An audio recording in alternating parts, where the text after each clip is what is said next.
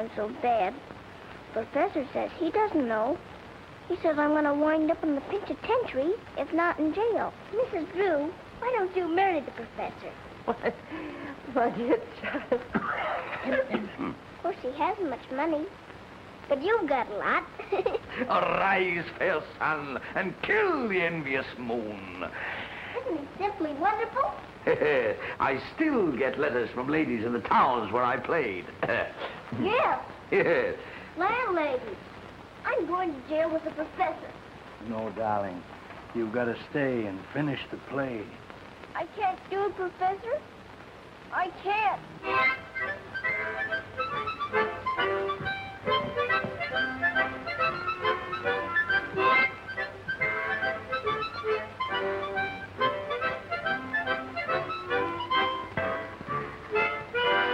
Hey, what did the blue jay say to the little sparrow on the fence one day? Say, you'll never guess, so I will tell you what I overheard while passing by.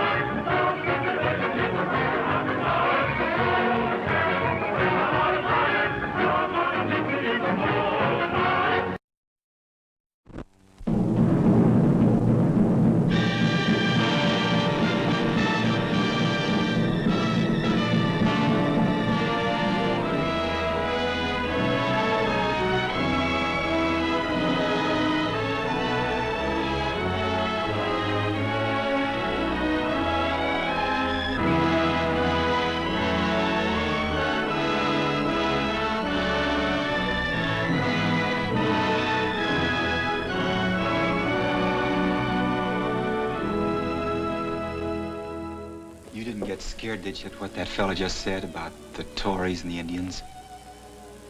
I wasn't even thinking about Indians. What were you thinking about? I was just wondering if you loved me as much as I love you. Gail, one of our new soldiers made this cradle. Give it to me the night we were married. You and Lana might as well have it. That's mighty kind of you, ma'am. Oh, nonsense. What good is it to me? Can't ever tell. Good-looking widow like you. Ah, shut up. You'll make me sick. They'll kill you. Don't say that. Don't even think it. Just tell me you won't be afraid and you want me to go.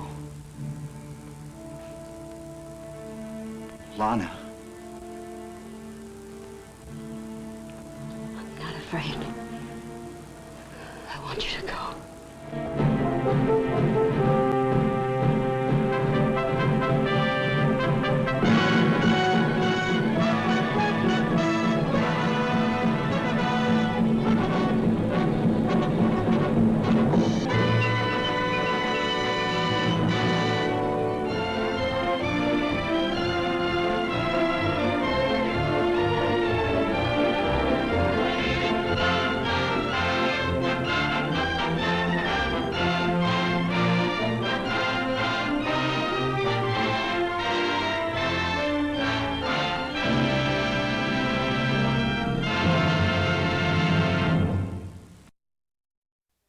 It's gay, it's exciting, it's something different under the sun. Sun Valley, the most talked about, read about playground and sports paradise in America, is the locale of a spectacular musical comedy drama, Sun Valley Serenade. Starring Sonia Henning, so radiant, so beautiful, so romantic with John Payne, plus that favorite musical aggregation of sweet and swing music, Glenn Miller and his orchestra, Milton Berle, Lynn Barry, Joan Davis, and the Nicholas Brothers. Now, what would you do up in Sun Valley where the temperature's 106 below zero and the snow's up to your neck? Snow? Is it like that? Every day, except when there's a blizzard, then it's worse. It happened in Sun Valley not so very long ago.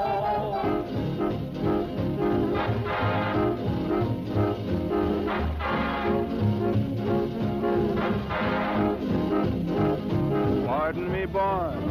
Is that the Chattanooga choo-choo? Yes, yes. Track 29. Boy, you can give me a shine.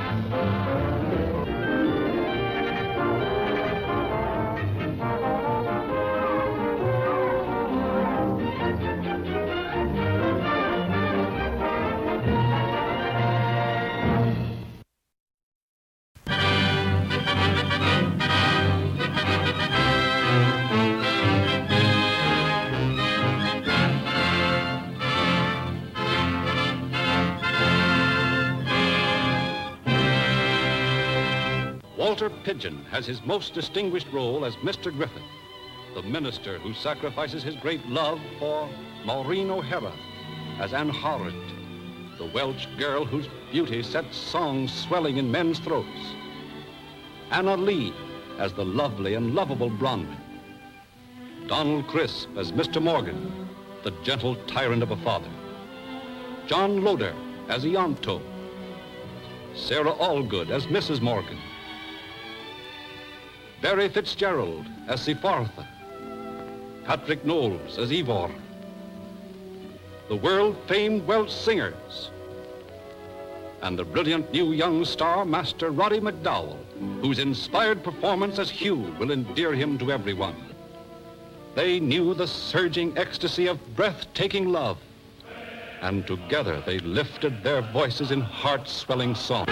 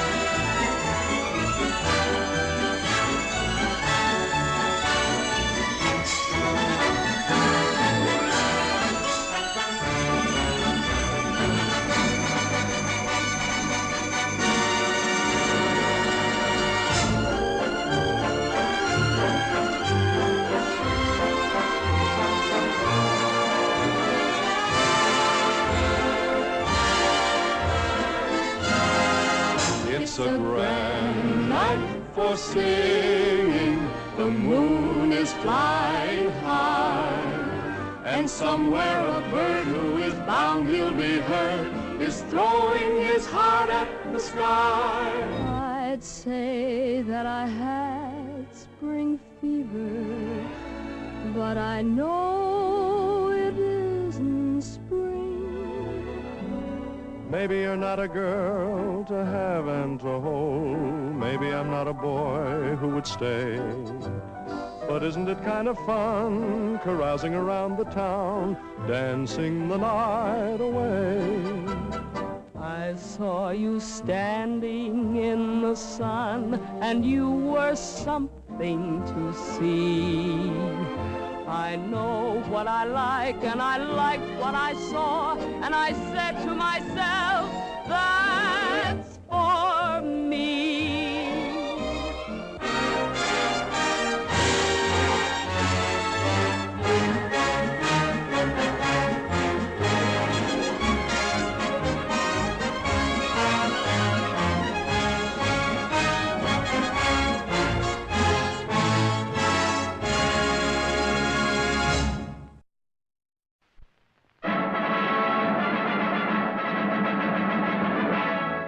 last 10 years, the 20th Century Fox Studios have been the acknowledged producers of the greatest Technicolor musicals brought to motion picture audiences.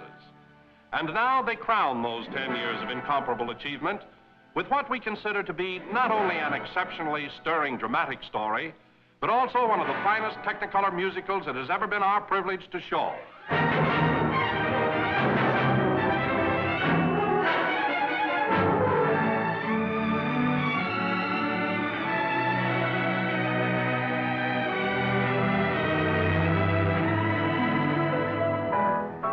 Sisters who danced and sang across 2 continents in the dazzling days of yesteryear were outstanding artists in an era of many great entertainers. Together, they shared public acclaim, showered on them everywhere. Dukes, princes, and even kings threw roses at their feet and fastened bracelets on their wrists. But there came between them that which no 2 women can share: romance, to inspire the most tender, yet the most dramatic story ever woven into a Technicolor musical production. Where are you little girls going? Oh, we're going to Elmira, too. To visit some relatives. Maybe you can catch my act while you're there, huh? I should say we will. Vamp and sing along. Keep a-doing it, vamp, and sing a song. Don't you ruin it, do a nifty step with lots of pep, and watch your reputation. I'm always chasing rainbows,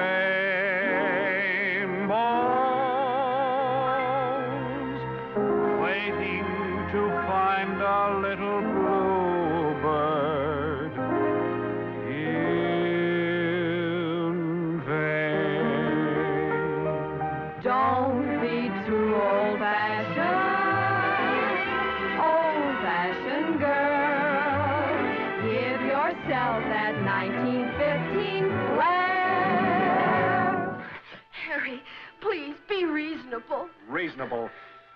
I told you a long time ago it wouldn't work. We're a million miles apart. Hey, Fox! We're not. You're the only thing that really means anything to me. Don't make me laugh. Save those tears for the divorce court. They'll do you more good there. Harry.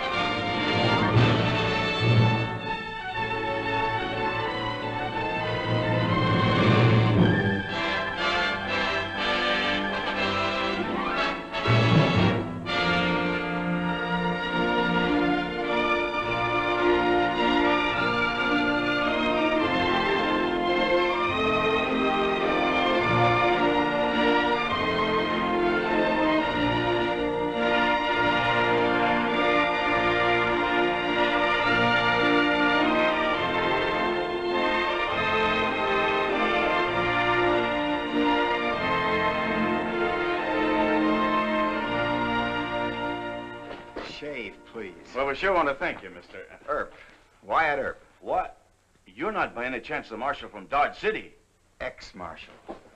What are you doing up here? None of your business. Why don't you behave yourself? Go on, get out. Go on back where you belong. I'm not leaving till she gets out of town. The first kiss is always the sweetest. From under a broad sombrero. Told you to get out of town and stay out. We're through talking, Marshal. My advice to you is start carrying your gun. That's good advice. Here's mighty entertainment that combines the exciting action of reckless pioneer days, the romantic conflicts of men and women who led perilous lives, the lusty humor of those who dared America's frontiers, and the breathtaking beauty of scenes filmed in the magnificence of the great Southwest.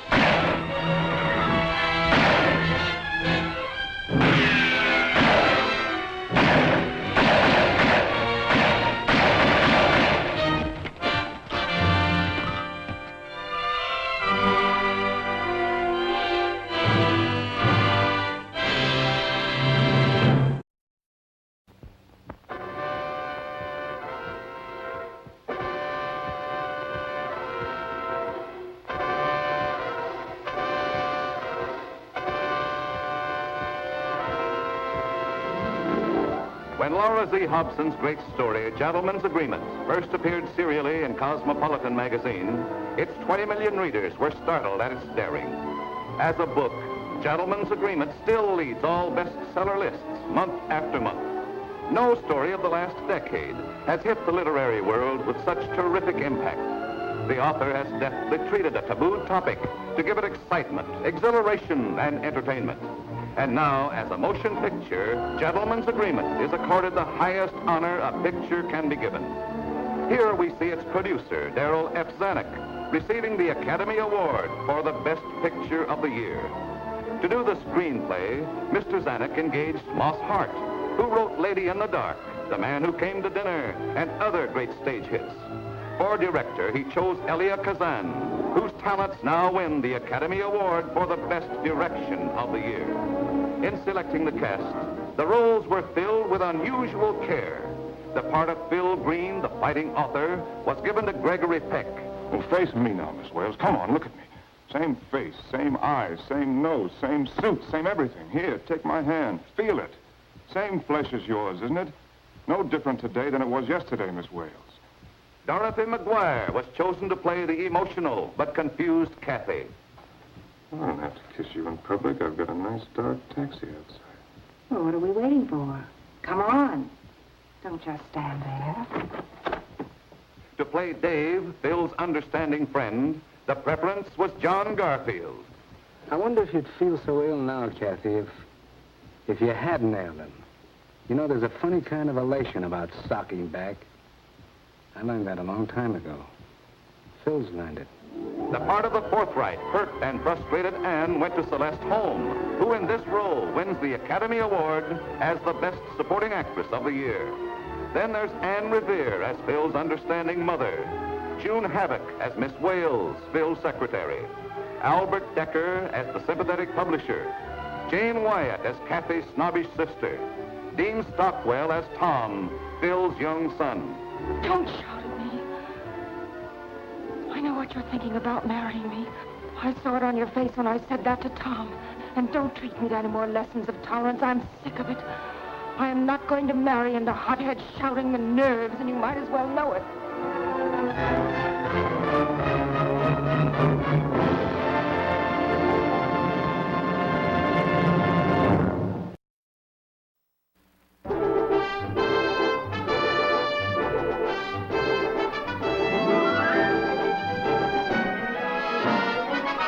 There's been a series of outdoor pictures produced by 20th Century Fox that sort of makes all of us in Hollywood proud. I'm talking about pictures like My Friend Flicka, Thunderhead, and Smokey, with their exciting stories and wonderful backgrounds. And now there's a new one, Green Grass of Wyoming. It hits me where I live, or I should say, where I used to live anyway. I know the country where the Green Grass of Wyoming was filmed, and I know the kind of people it portrays. Let me tell you that this picture, photographed in Technicolor, is as genuine as those folks and as magnificent as that country. It comes straight out of the novel by Mary O'Hara with everything that made that book a bestseller.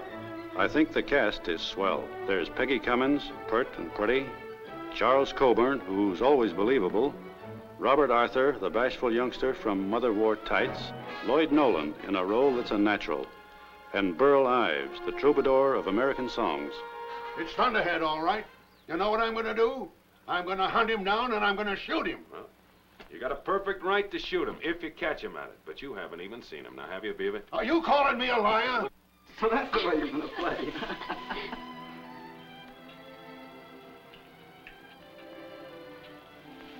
I'm sorry. You are? Why?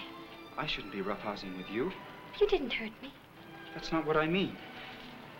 You seem different today somehow. Maybe it's because you never looked at me before, really. I married me another, she's the devil's stepmother, and I wish I was single again. I wish I was single again. Green Grass of Wyoming is not just another fine outdoor picture. It's a down-to-earth story of real people, and just as dramatic and as exciting as it is human and heartwarming. A combination theatergoers can't afford to miss. Yours truly, Gary Cooper.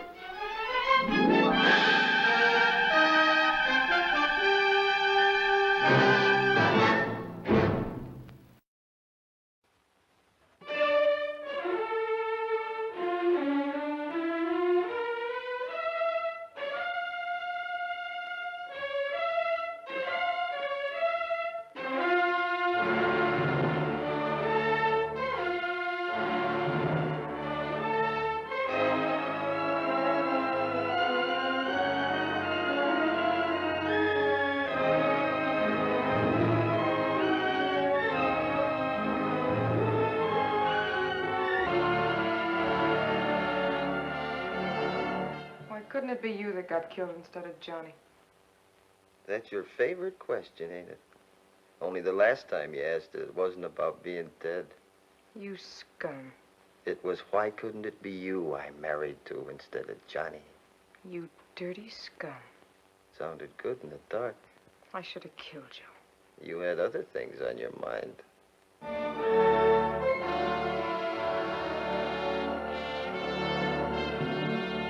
What is it, Dr. Brooks? This man has stolen a scalpel. He's got it hidden on him. I want him searched. Hand it over, Biddle. I ain't got it, Doc. Are you sure there's one missing? I checked out 3, Dr. Wharton. We've only found 2. He's had every opportunity to take it. Miss Blake and I had our backs to him most of the time. The scalpels were lying right here on the instrument table. And all he had to do was...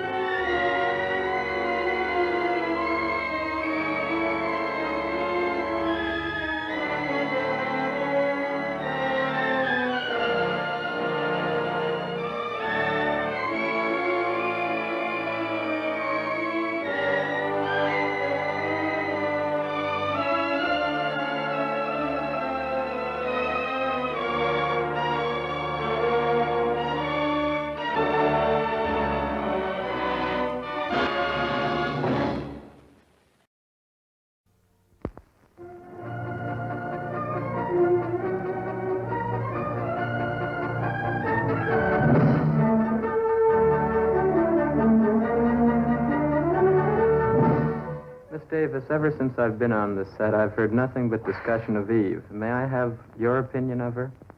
The golden girl, the cover girl, the girl next door, the girl on the moon. Time's been very good to Eve. Life goes where she goes. She's been profiled, covered, revealed, reported, what she wears and where and when, whom she knows and where she was and when and where she's going.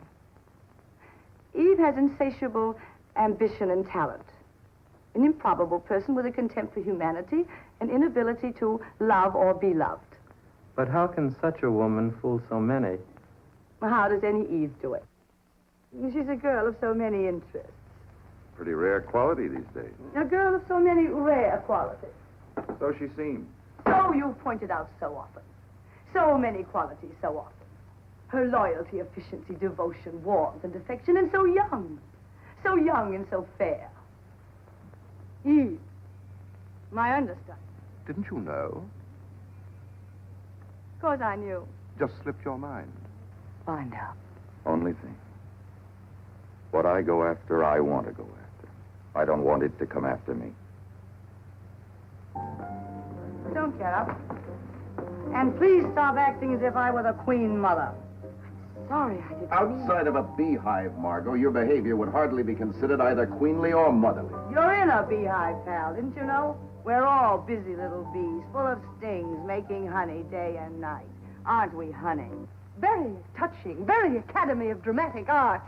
That bitter cynicism of yours is something you've acquired since you left Radcliffe. That cynicism you refer to, I acquired the day I discovered I was different from little boys. Come on, get up. I'll buy you a drink. I'll admit I may have seen better days, but I'm still not to be had for the price of a cocktail. Like a salted peanut. What's so funny? Nothing. Nothing. Everything. Everything's so funny.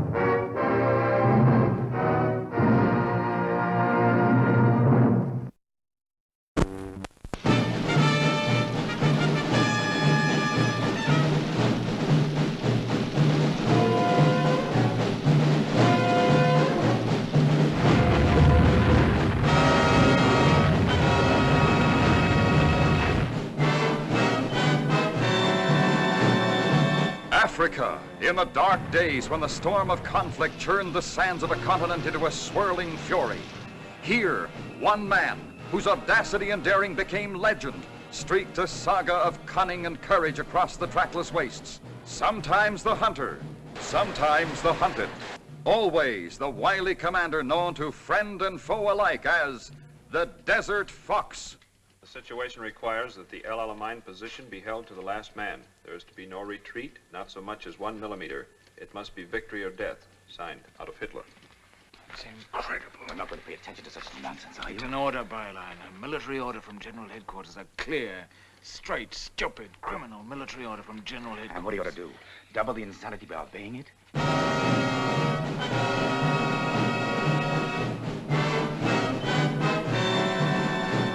And what exactly are you after?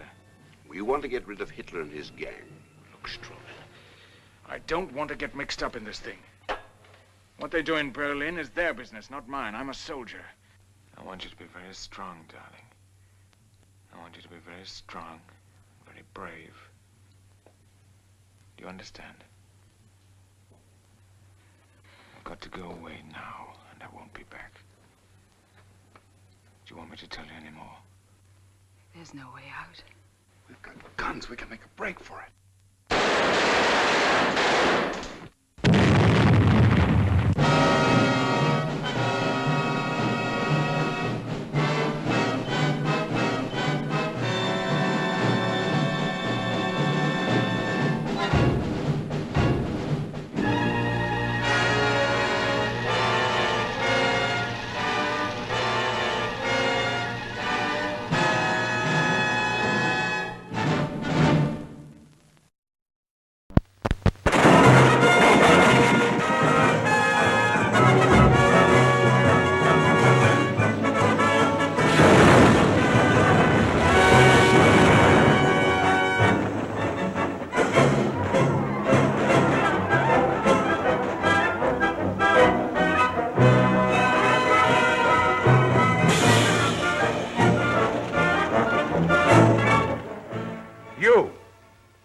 President. What is your name? Emiliano Zapata. Out of the earth that shook with the cry, Conquistadores, comes Zapata, the Robin Hood of Mexico. The man with a circle around his name, a machete in his hand, fire in his blood, taking by storm and holding by fury. And where he rode, they conquered. When he loved, he tamed the proud Josefa. You realize that I can take you away with me by force? By force? I would not prevent you. I would go with you because I couldn't prevent you. But sooner or later you will fall asleep. And then?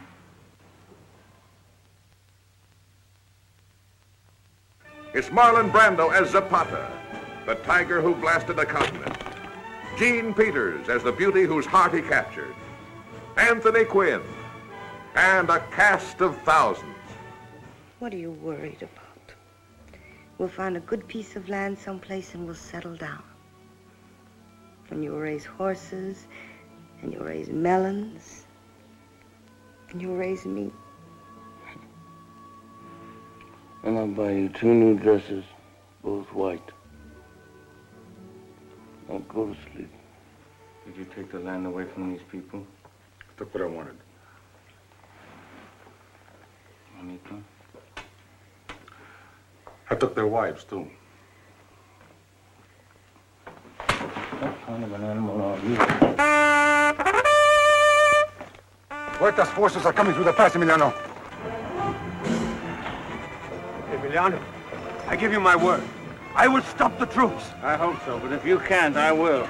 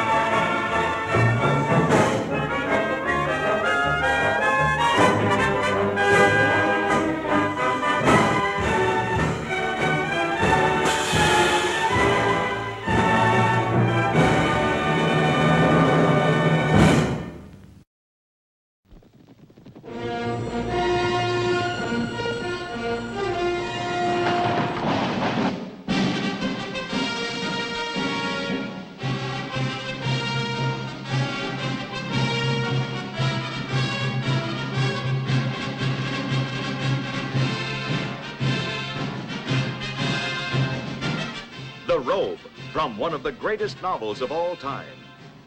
The most inspired story of love and devotion, faith and spectacle that has ever come to life on the screen. Richard Burton as Marcellus, the man who took whatever he wanted. Gene Simmons as Lady Diana, the beauty whose fame was legend. Even pagan Rome itself gasped at their love. I want to be your wife, whatever you believe. I'd marry you if I had to share you with 1,000 gods. With Victor Mature as Demetrius, Michael Rennie as Peter the Big Fisherman. Here is all the sweep and spectacle, the power and grandeur of a mighty era when the word of heaven was arrayed against the sword of Rome.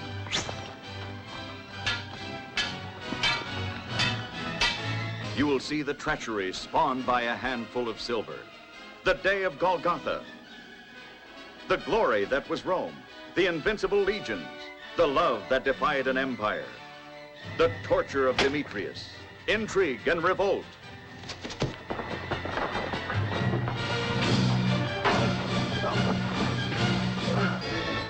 The curse of Marcellus.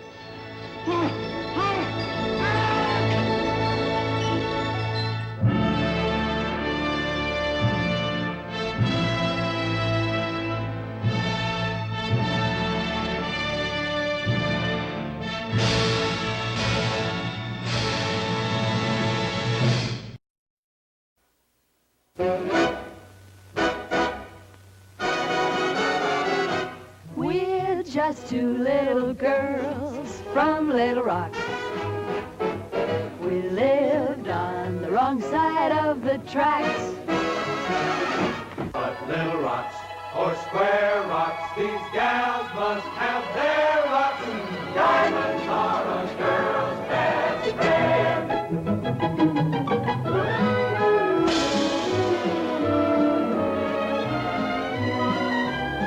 Yes, it was a great book. Greater as a Broadway stage hit, and even more gorgeous, glittering, and hilarious on the screen. With Marilyn Monroe as Lorelei Lee, the world's most fabulous gold-digging blonde. I just love finding new places to wear diamonds. And Jane Russell as Dorothy Shaw, the world's most talked-about brunette. Mr. Esmond and I are going to be married. To each other? Of course to each other. Who else to? Well, I don't know about you, Gus. I always sort of figured Lorelei would end up with the Secretary of the Treasury. My little angel, you don't even know there's a certain kind of gal would take advantage of a situation of this sort. May I kiss your hand? I always say a kiss on the hand feels very good, but a diamond tiara lasts forever. Bye-bye, baby. Remember you're my baby when they give you the eye. When love goes wrong, nothing goes right. I like a beautiful hunk of man, but I'm no physical culture fan. Ain't there anyone here for love? Men grow cold as girls grow old, and we all lose our charms in the end. But square cut or pear shape, these rocks don't lose their shape. Diamonds are a girl's best friend. Diamonds are a girl's best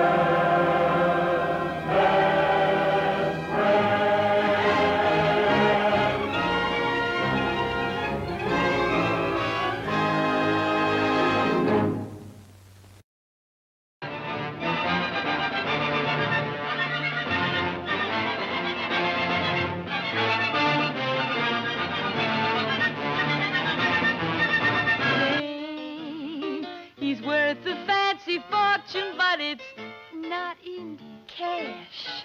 I'm gonna file my claim. I got the fever, ooh, the fever, but not for gold in the ground. I want the title to something vital that I can throw my fences around.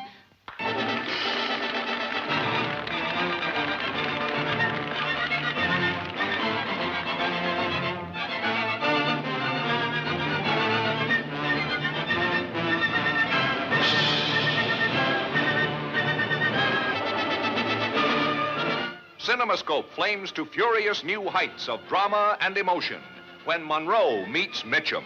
Only yesterday, she was the honky-tonk dancer, the gambler's doll, the sultry ballad singer. But today, she was a woman in love, following her man through the most savage wilderness in all the Americas, through the churning death trap of Devil's Teeth, through Thundering Gorge and Cree Ambush. The Indians call it the River of No Return. From here on, you'll find out why.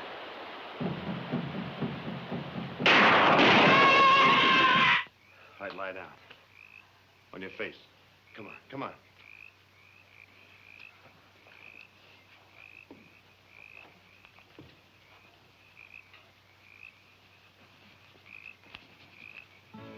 Sometimes it's peaceful, and sometimes wild and free. Love is a traveler on the river of no return.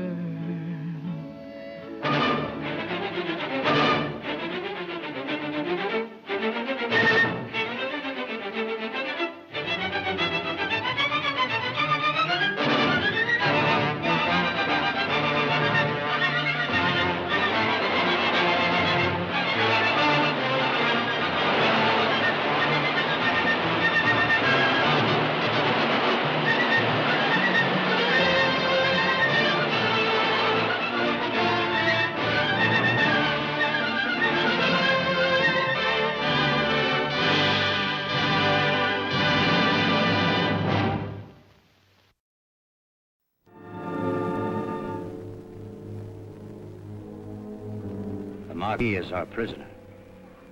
So are the rest of you.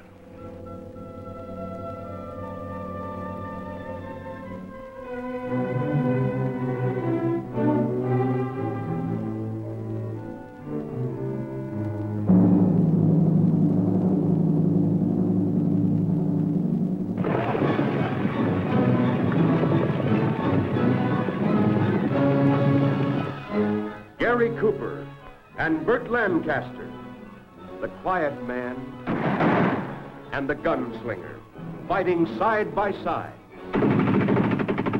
and each other.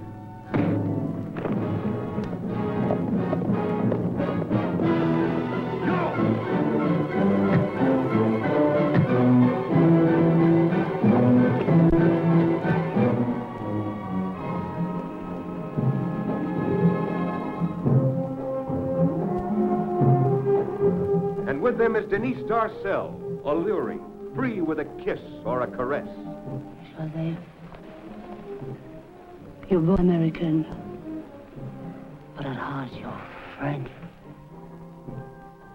And Cesar Romero, was he friend or enemy? And introducing an exciting new screen discovery, Sarita Montiel, temptress and tease, who entices Gary Cooper into her web of intrigue. Vera Cruz, filmed entirely in Mexico, a motion picture that stands alone in its breathless excitement. Vera Cruz, unique in the annals of screen entertainment. Each one of those 6 boxes contains $500,000 in gold. How do we know we can trust you? How do I know I can trust you? Countess, you're beginning to talk my language. Gold-hungry adventurers, palaces, and kings.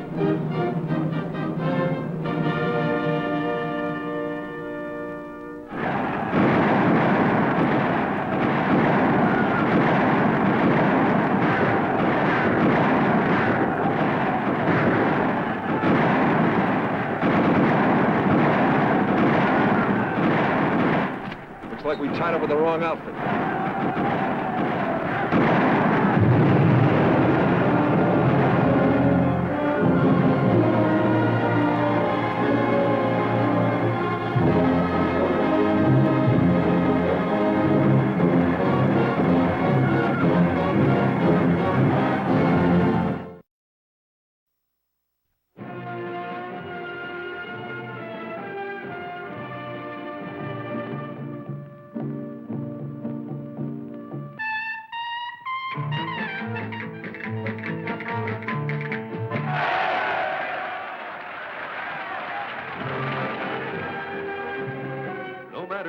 there she might appear, at a glittering premiere surrounded by her fans, or at her wedding before the eyes of the world, in the platinum-plated rooms of Monte Carlo, or on a millionaire's yacht.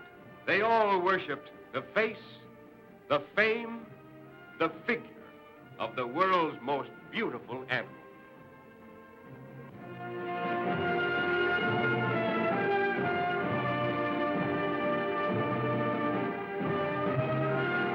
The Barefoot Contessa will shock you, provoke you, excite you, as no motion picture before it ever has. For no motion picture before it has dared to tell a story so revealing. Where are you, Maria? Half in the dirt and half out. Then it hasn't been good for you. In many ways, it's been beyond my dreams. Like a fairy tale of this century. Written and directed by Academy Award winner Joseph L. Mankiewicz, the man who brought you Letter to Three Wives, All About Eve, Julius Caesar, and many other memorable films.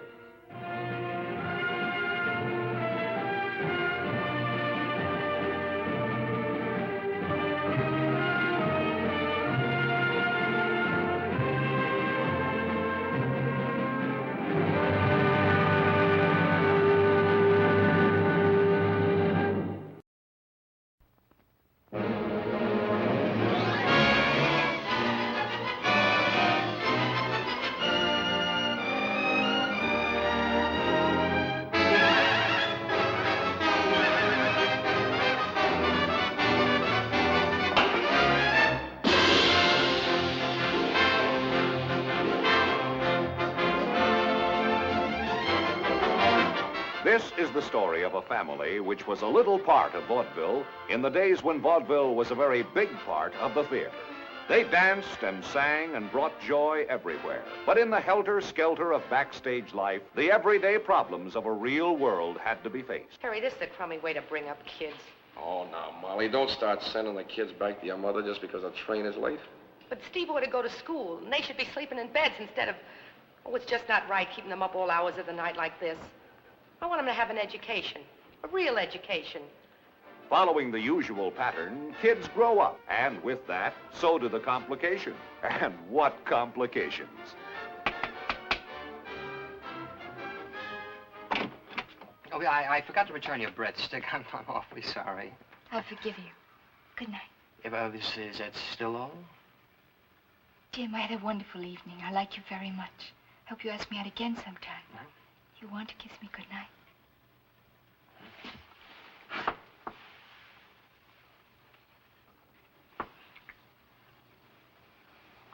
Good night.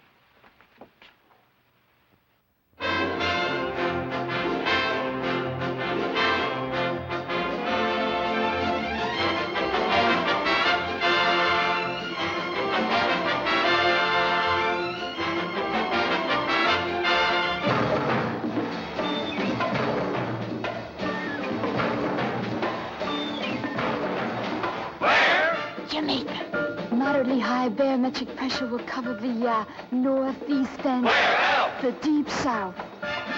Small danger of fruit frost. Hot and humid nights can be expected. St. Vincent, 95. Guadalupe, 97. San Domingo, 99. Martinique, 105.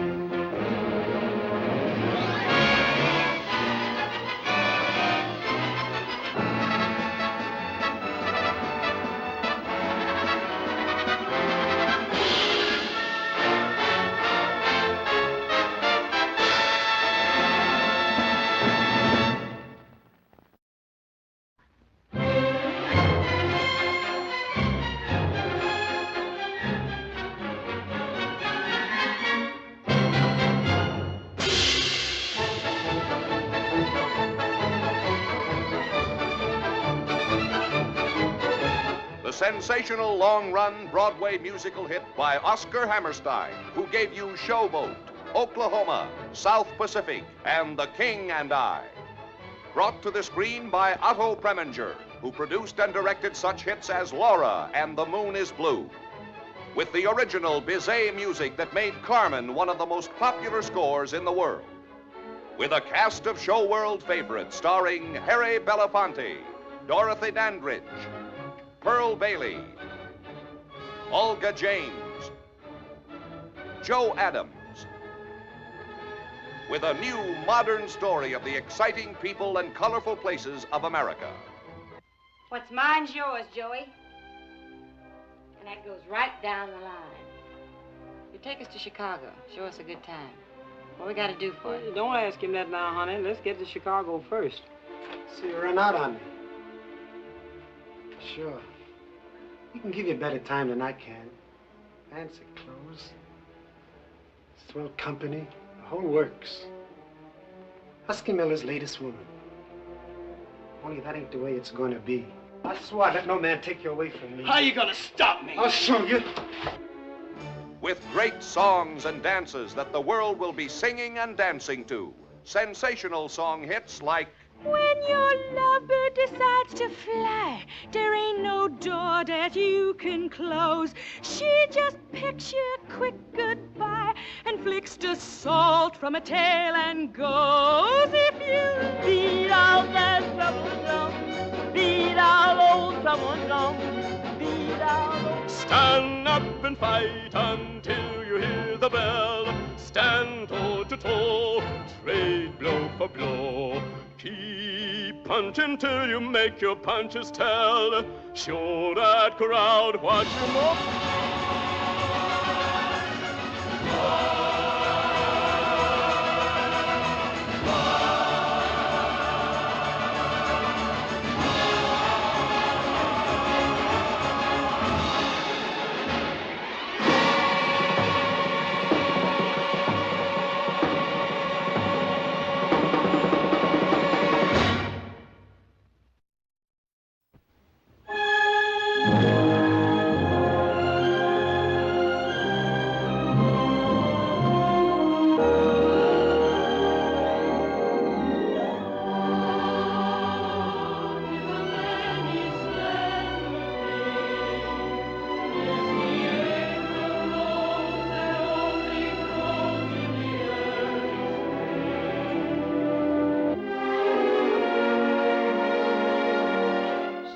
William Holden, who tops all of his memorable performances as Mark Elliott, foreign correspondent, American and married. And Jennifer Jones, superbly portraying the beautiful Eurasian girl, Han Soo-yin, whose love defied a world of convention. It wouldn't be good for you to see too much of me anyhow. Might even be harmful. Oh? Why? I'm Eurasian. The word itself seems to suggest a certain moral laxity in the minds of some people. The white colony of Hong Kong, where all the filming took place in scenes of breathtaking beauty, pointed to the differences in their skins, their countries, their background, but their love would not be denied. You don't know about me. You kiss a girl and it doesn't mean anything to you. Just a kiss. But it isn't so with me. I have never known any man but my husband. I feel on the brink of something. This is a true, unforgettable story of a forbidden romance, as Han Soo-yin herself tells it with unembarrassed frankness and exquisite sensitivity. You're not Eurasian. Your pride and sense of dignity are not involved. Of course they're involved. You're not something I picked up off the street, and you're oversensitive about being Eurasian. I don't want anything sordid to... Sordid? I'm in love with you. Don't you understand that, Soo-yin? I love you.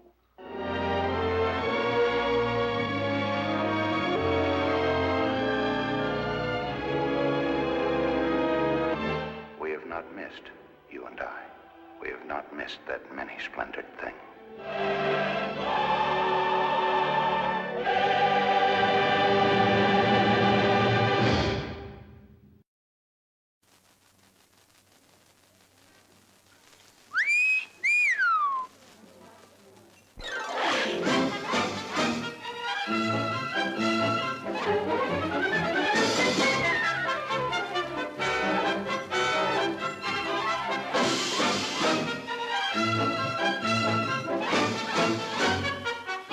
Careful, I had my appendix out last year.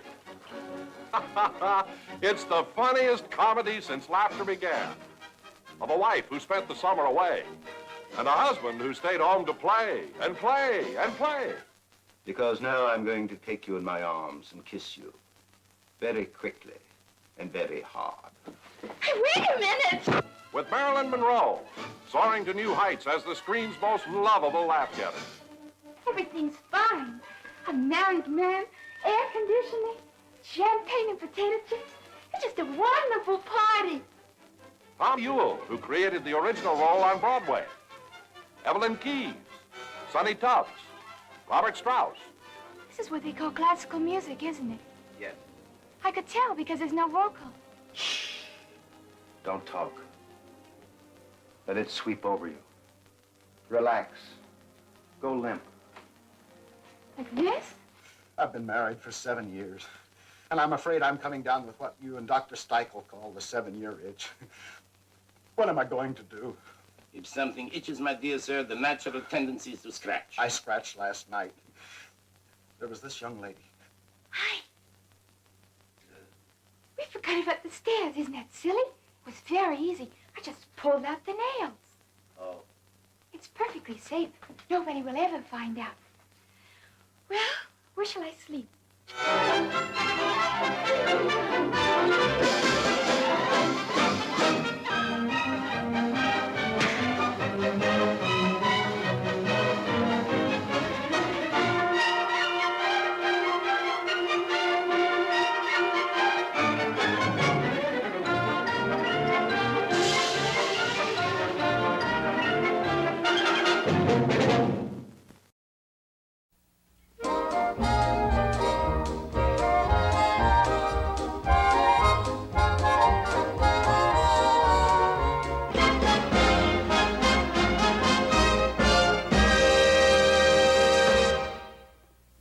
Ladies and gentlemen, I think you've all heard about the man who actually paid $1 million for a movie story. His name, of course, Samuel Goldwyn. And the story he bought was Guys and Dolls. Now, because I felt that this was the greatest musical I'd ever seen, I actually made 4 flying trips to the Pacific Coast to film excerpts of the show for my Sunday night TVer over the CBS network. And it is my idea of a wonderful picture. Now, incidentally, that $1 million check that Sam wrote was only a starter. Before he was through, Guys and Dolls had cost him $5.5 million. And in Runyon's language, that is a lot of lettuce. Now, what did Sam Goldwyn get for it? Well, among other things, he got Damon Runyon's world of fabulous characters. The jails must be empty tonight. Can anybody be missing?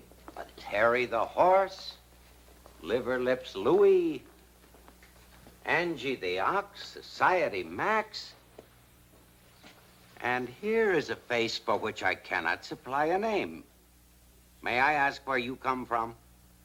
East Cicero, Illinois. And what is your occupation there? I'm a scoutmaster. Marlon Brando never danced or sang a note in his life until he met Goldwyn. But he sings and he dances in Guys and Dolls, and he'll fracture you. Gene Simmons, too, is a dramatic star, not a singer. But as Sister Sarah of the Mission Doll, she's adorable and her singing voice is terrific. Together, these two generate excitement that's electric. Let me show you what I mean. Would you be open to a proposition? I've had those, no. Don't flatter yourself. I'm talking business. I am in a position to supply you with the raw material you need for your work, namely sinners. How? Frank Sinatra has amazed the entertainment world with his dramatic prowess. Now, to prove he's still the top song interpreter, here he is as Nathan Detroit. Adelaide, Adelaide, ever-loving Adelaide is taking a chance on me. You're at it again, you're running the game. I'm not gonna play second fiddle to that. I'm sick and I'm tired of stalling around. I'm telling you now that we're through when I think of the time gone by. Adelaide, Adelaide. I tried. Adelaide. I could honestly die. Vivian Blaine was a comedy sensation in the original cast. She's even funnier in the picture. With 4 great stars like these, Goldwyn needed a writer and a director just as big. He found both these talents in four-time Academy Award winner Joseph L. Mankiewicz. The result is sheer greatness. One short scene will show you what Joe Mankiewicz can do with a few simple words. Whatever you do, wherever you go, Why, Sister Sarah, why? I want to be with you. The world's full of souls closer to salvation than mine. Anytime, anywhere. Easier to save and much more worth saving. You. The music of Frank Lesser is always a part of the story. Michael Kidd's imaginative dance direction even tops the exciting job he did in 7 Brides for 7 Brothers. Now he has the Goldwyn girls to work with. Of all the grand entertainment ever produced by Samuel Goldwyn, an Academy Award winner himself, this is his best. With its humor and drama, its songs, its beauty, no musical ever made can compare to Guys and Dolls. And with stars like Marlon Brando, Gene Simmons, Frank Sinatra, Vivian Blaine, and a cast of hundreds in CinemaScope and color, the Toast of the Town predicts that Guys and Dolls will be the toast of the world.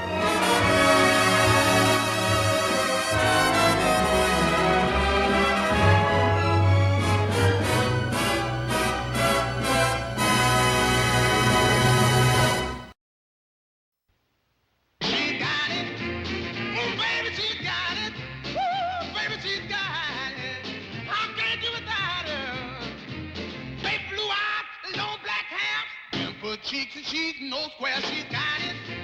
Oh, baby, she's got it. Oh, baby, she's got it. Y'all can't help it.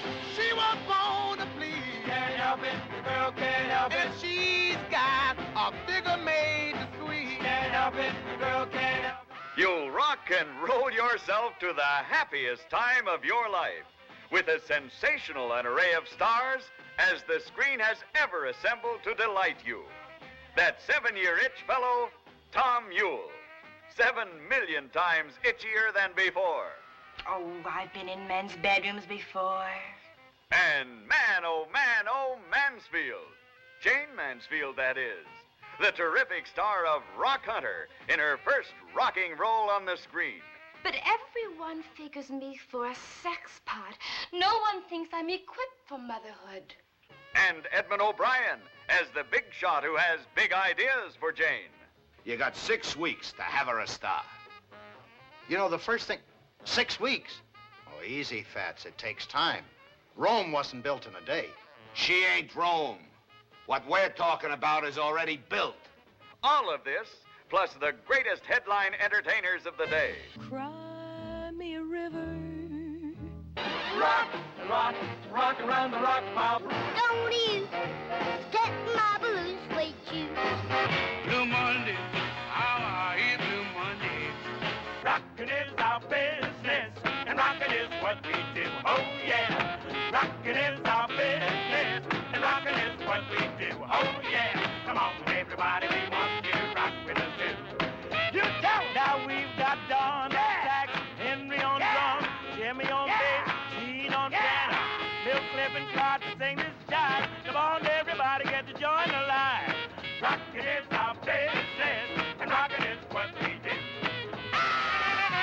When this living doll takes off after the guy with the itch, you'll have yourself a ball at the rockingest, rollingest, roaringest shindig that ever made the screen jump with joy. The dog can't have it. She was born to please. Can't help it. Rock, rock, rock, rock, rock.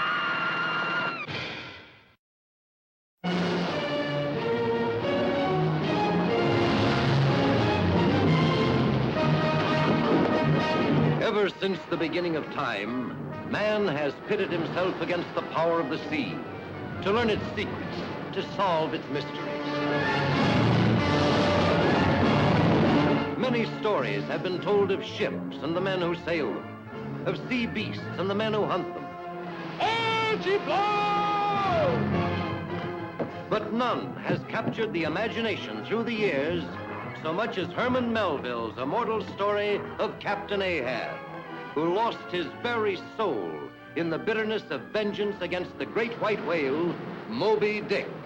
You're to look for the white whale. A whale as white and as big as a mountain of snow. To chase that white whale on both sides of land and over all sides of earth till he spouts black blood and rolls dead out.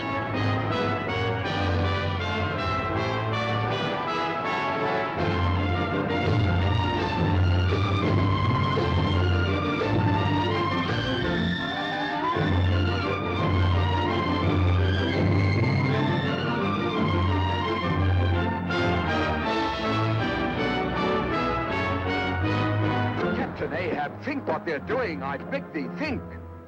Set the mainsail! No, sir, no.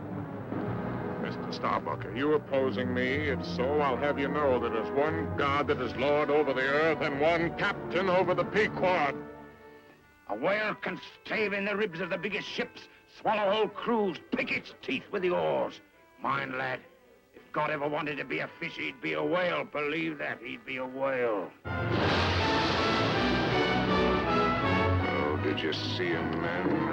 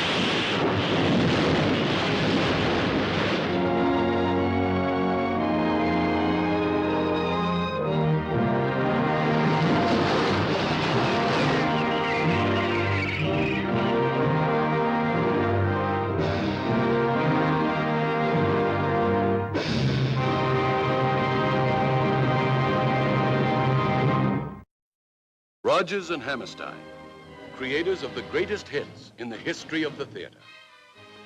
CinemaScope 55, the newest advance in optical science, bringing greater depth and scope to the screen. Now, the magic spell of these two combine at 20th Century Fox Studios to bring you a production that ranks among the finest in our entire history. Rodgers and Hammerstein's The King and I, starring Deborah Carr, Yul Brynner, Rita Moreno, and a tremendous cast. More than your eyes have ever seen, more than your heart has ever known. The most memorable entertainment you have ever experienced. All in the complete grandeur of CinemaScope 55.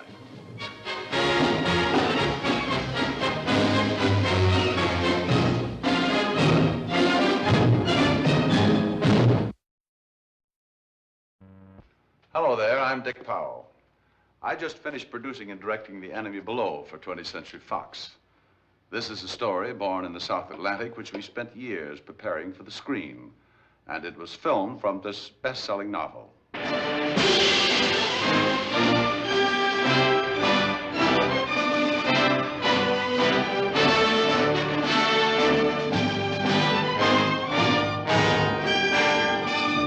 The Enemy Below is the story of a duel to the death between two men. The captain of a destroyer, played by Robert Mitchum, and a submarine commander, played by the great Continental star, Kurt Jurgens. Here is the incredible drama they lived as they played the deadliest game of all, with depth charges, streaking torpedoes, and 233 fighting men tracking, stalking, hunting each other through 1,000 miles of exploding ocean. Beats me how they get men to do it. Do what?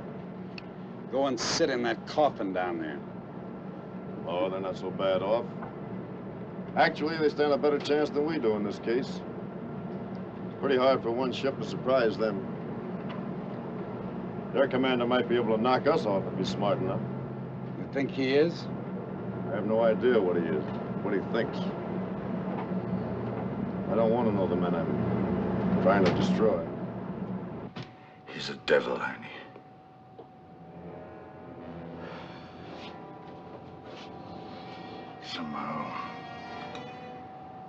Somehow we must lose him. Or kill him.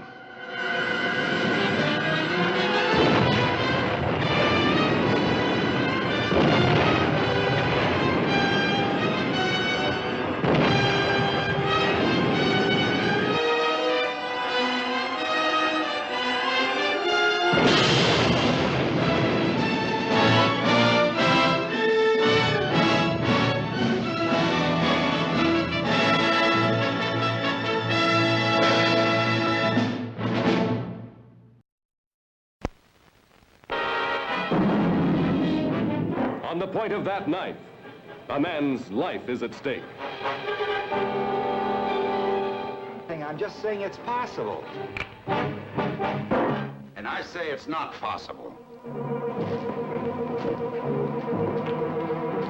I want you to watch this because I don't want to have to do it again. I'll make myself about 6 or 7 inches shorter, okay? It's about right, maybe a little more. Okay, a little more.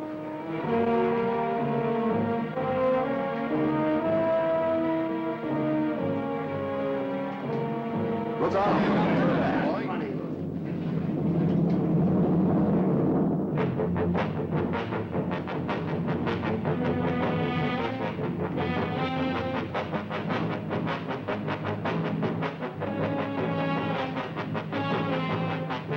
Here's what I think happened. How could he be positive about anything? I don't understand you people. I mean, all these picky little points you keep bringing up, they don't mean nothing. You are going to try a man for murder. The awesome power to kill will suddenly be thrust into your hands. Watch them and pray, for someday you may become one of them. 12 men with the smell of violent death in their nostrils. What's the matter with you guys? You're letting them slip through our fingers. Slip through our fingers? Are you his executioner? You cut it. Ever since you walked into this room, you've been acting like a self-appointed public avenger. Shut up. You're a sadist. 12 men turned into 12 clawing animals. Kill them all. Kill them.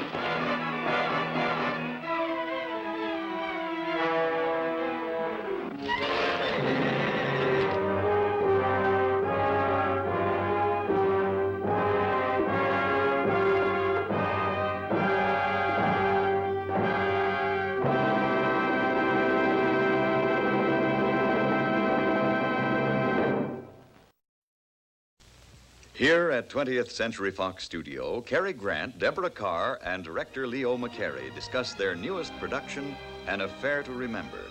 The producer is Jerry Wald of Johnny Belinda and the Eddie Duchin story fame. If you've ever been in love or ever hope to be in love, here's a story you'll love with all your heart. Told with all the warmth and tenderness of Leo McCarey's Going My Way and his Bells of St. Mary's. Here are a few scenes. I miss you. I miss you. Why don't you phone more often? Oh, I will. Don't go away. Now, couldn't we at least eat together, you know, in my room or yours or something? The news had been all round the ship before we had our salad. Crew talks too, you know. I understand. Do go round the other way. You're making me dizzy. I feel better, too. Wait a minute. There's something else I want to say. Now, listen, darling, you know, it's astonishing. Well, I guess we can start now. Now, remember, watch me closely. We mustn't goof today. He's your friend without a doubt. He's your conscience. He knows you inside out. Things come too easy, little Niccolo. He's always attracted by the art he's not practicing, the place he hasn't been, the girl he hasn't met. Perhaps I shouldn't have met him. No, my dear, you are different. What have you two been talking about? Oh, you'd be surprised.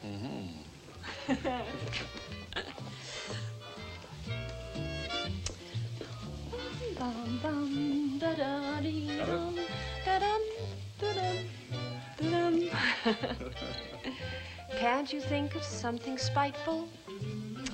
something mean that you could do. Must you be so darn delightful? You make it easy to be true. Why can't we go on doing this forever? I had a talk with the captain. It won't work. Well, No.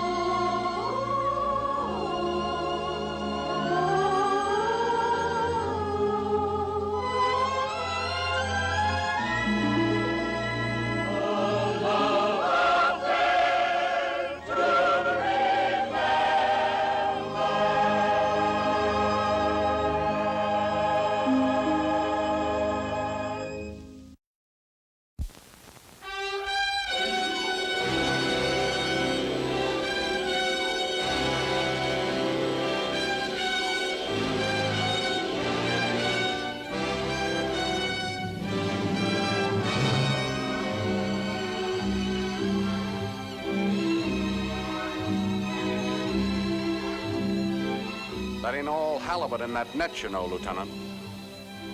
You like?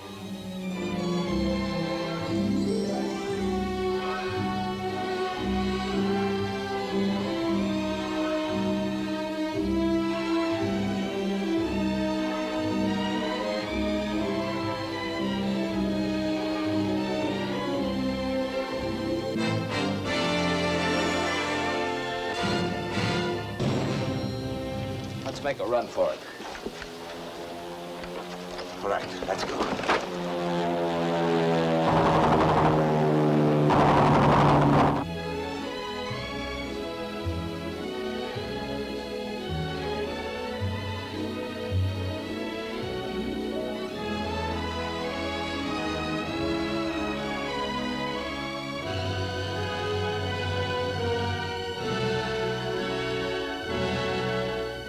What's that mean?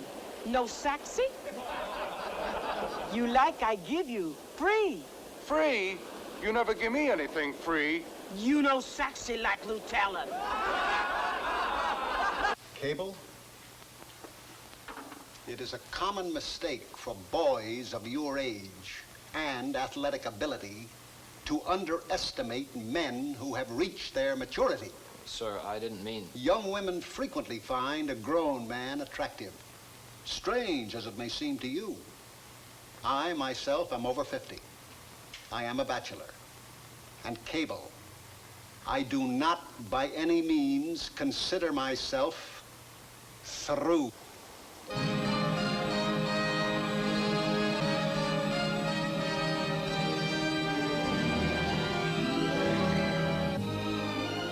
Nellie, I want you to meet Gunn and Jerome. Gunn and Jerome. Nellie. Nellie? Nellie? Are the Henrys? They're mine.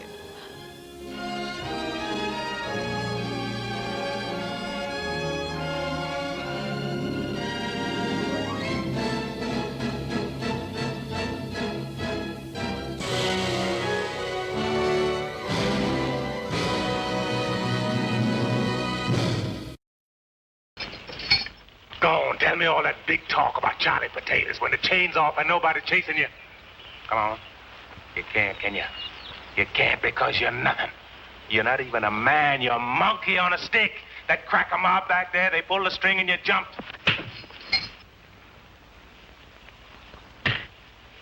I'm a strange colored man in a white South town. How long you think before they pick me up? Get off my back. I ain't married to you. Now, what do I care? Come on. You married to me, all right, Joker. And here's the ring, but I ain't going south on no honeymoon now. We going north.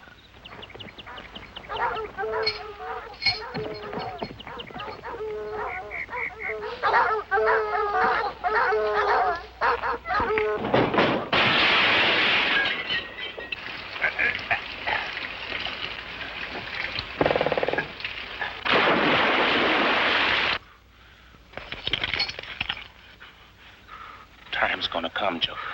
The time's gonna come. Go on, burn their eyes out. Can't go lynching me. I'm a white man. I'll tell you what kind of white man you are. And I'll be Charlie Potatoes. Charlie Potatoes coming down the street. No more yasm.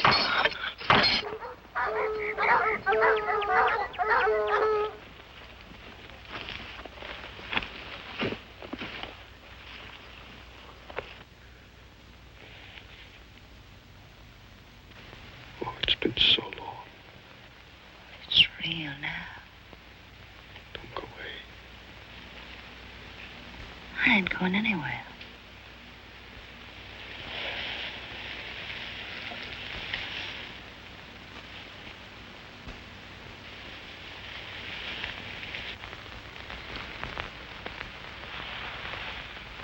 Don't go away.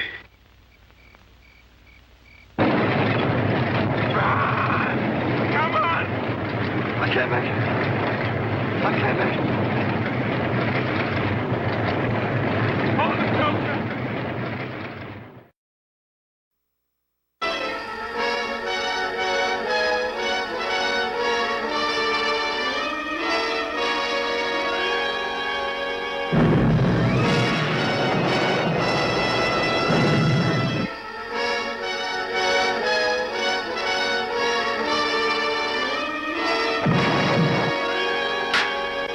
Crash dive, 300 feet. All ahead full. I've got the destroyer coming in fast.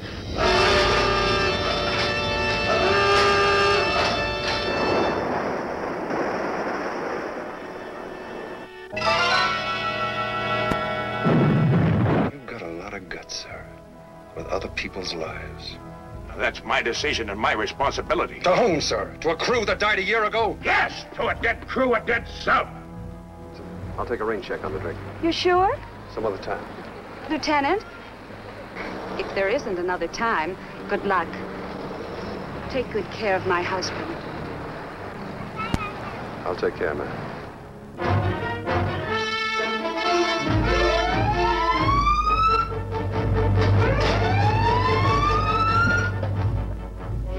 Range 1,800 yards. Commence firing. Fire one. Fire one. Fire one.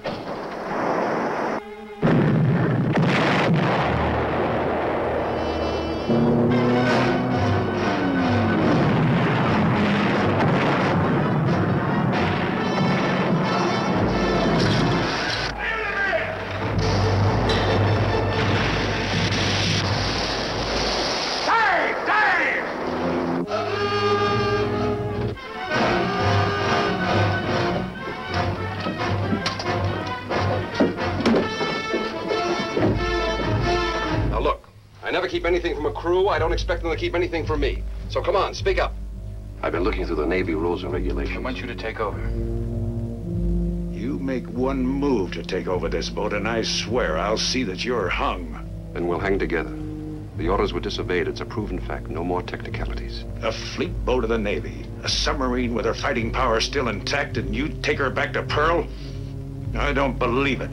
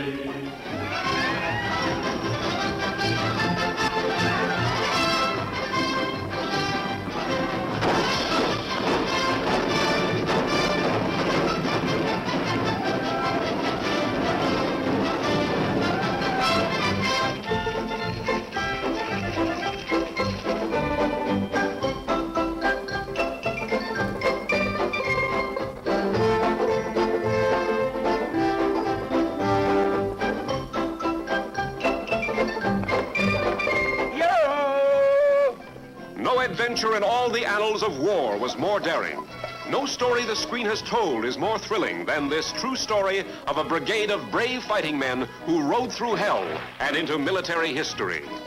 Of 2 horse soldiers who had a private war to fight. If, maybe, perhaps. What's the matter, medicine man? That's all, section hand. I've had you. Strip your blouse. What are the rules gonna be, Colonel? Just make up your own. Oh. By day and by night they rode, hell-bent for glory.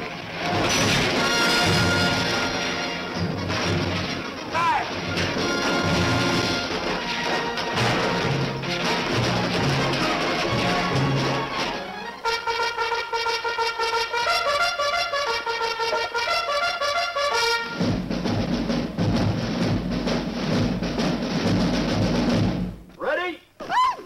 Fire! Fire!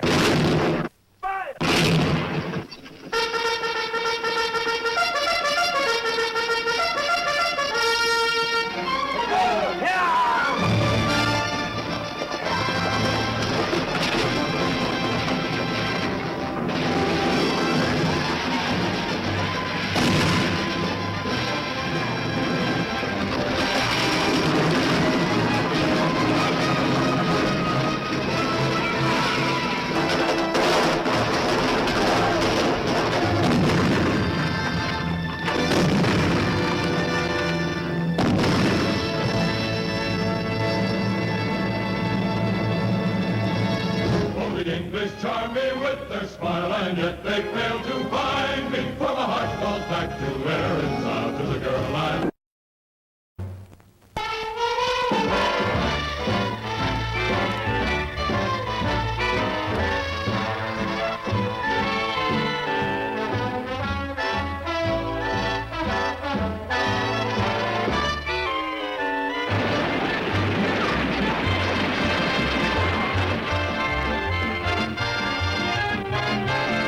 Not since Scarface, so much action. Not since the Marx Brothers, so much comedy. Not since the 7-Year Itch, so much Maryland.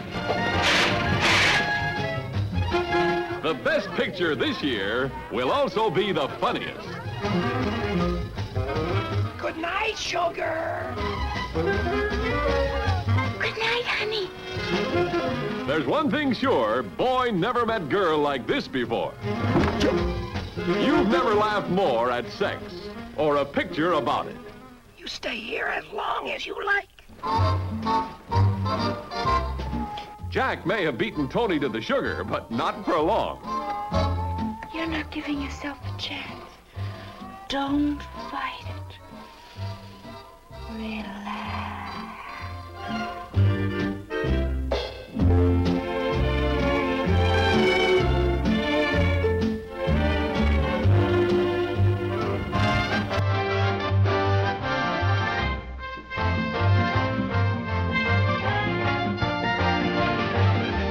Hear Maryland sing the fabulous songs of the Roaring Twenties on the United Artists Soundtrack Album. Wild.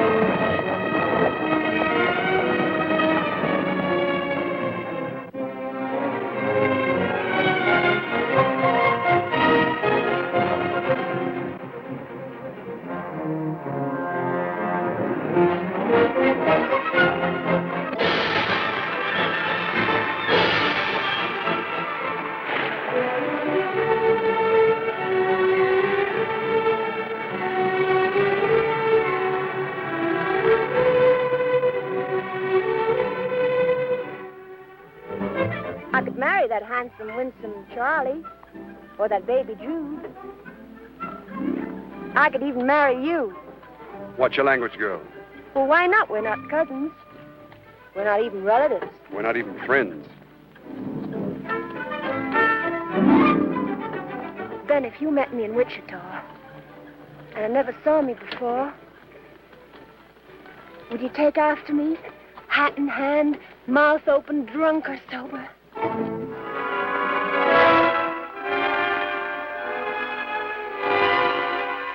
You've got a bird in your pretty hair, ma'am.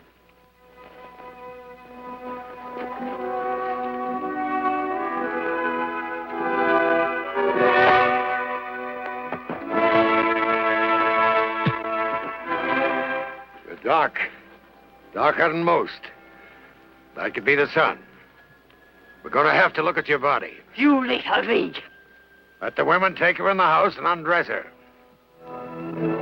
Anyone touches her, I'll put a bullet through your God-fearing gut. You show us. Woman, we want see. You see no woman in my house. How much woman worth? There are not enough horses to pay for her. Not all you can own, or all you can steal. Adonde!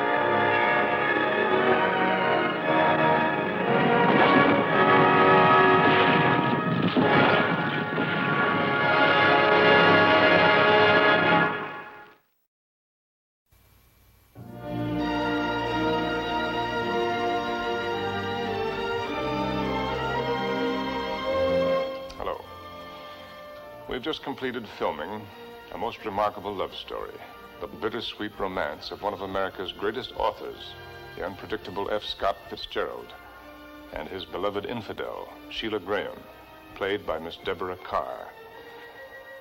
Beloved Infidel is the story of their love affair as he took her by the hand and led her to breathless fulfillment.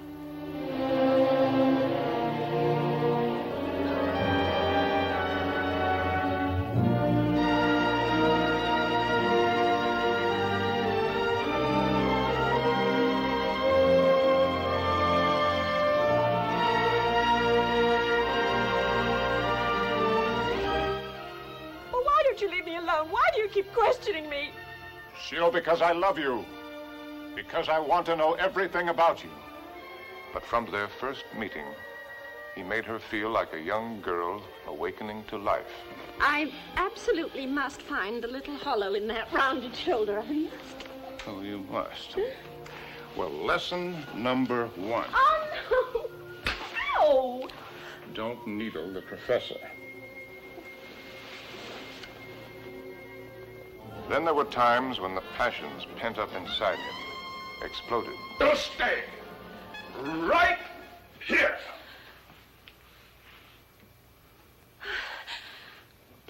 My darling phony. Scott.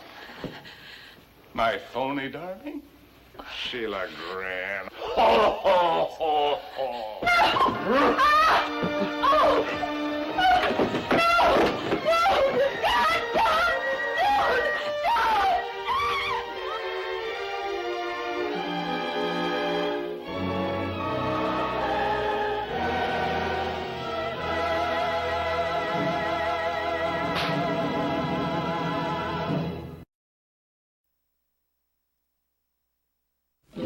Seven, seven, seven, the magnificent seven. They were only seven, but they fought like 700 to bring the kind of justice that would last. Seven, seven, seven, the magnificent seven.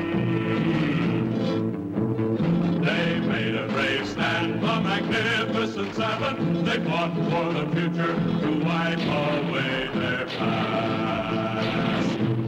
The magnificent seven.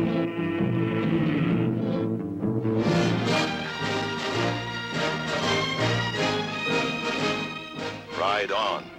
Ride on. Somehow I don't think you solved my problem. Solving your problems isn't in our line. We deal in lead, friend. So do I. We're in the same business, huh? Only as competitors.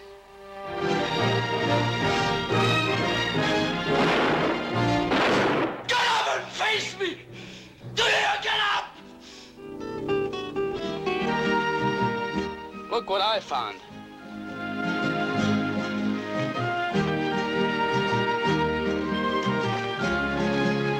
So that's where they were. You hid them. Sure they hid them. But she won't tell me where. They're afraid. She's afraid of me, you, him, all of us. Farmers. Their families told them we'd rape them.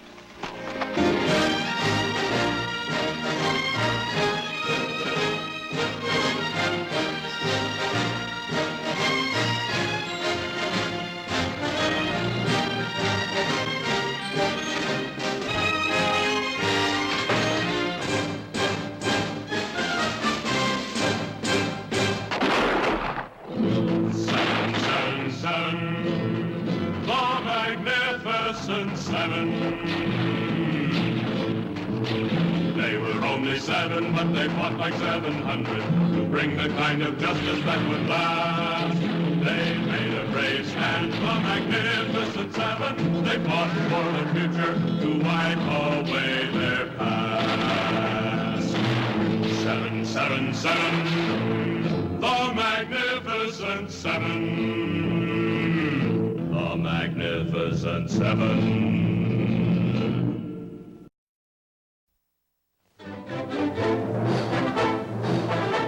It's here at last, the monumental history-making motion picture, 14 years in the making, the $12 million epic, The Alamo.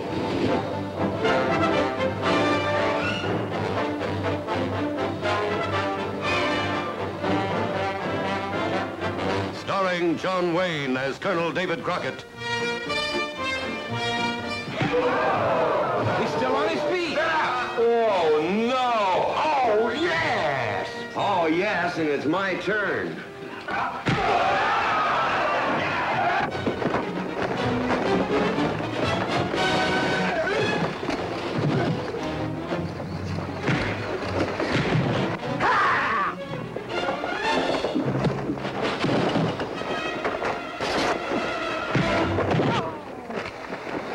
Well, thanks, friend.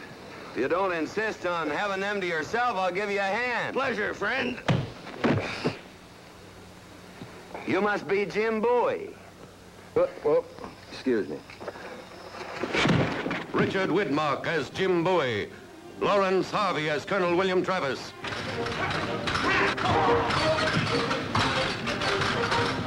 And guest star Richard Boone as Sam Houston. Where's Jim Bowie? He's indisposed, sir. Indisposed? By God, if you mean drunk, you say drunk, sir. He's drunk, sir. Frankie Avalon as Smitty, youngest of the Alamo defenders. All you need is a little Dr. Beekeeper 6 on. See? Davy, what's going to happen to us? I mean, to you and me. I'm gonna tell you something, Flacca, and I want you to listen tight. When I come down here to Texas, I was looking for something. I didn't know what. There's right and there's wrong. You gotta do one or the other. You do the one and you're living. You do the other and you may be walking around, but you're dead as a beaver hat. All occupants of the mission will leave at once. If this order is not followed with dispatch, there will be no quarter given.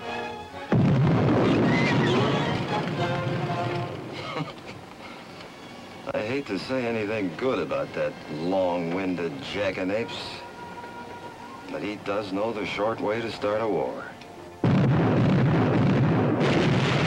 185 men fighting to their deaths against a horde of 7,000 in the most savage hand-to-hand combat in history.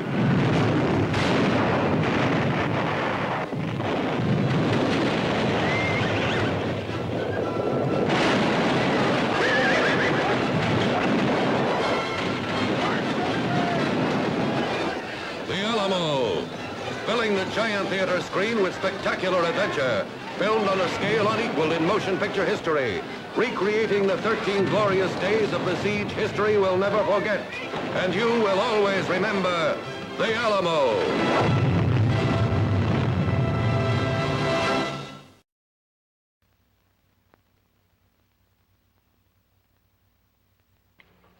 Ladies and gentlemen, my name is Stanley Kramer.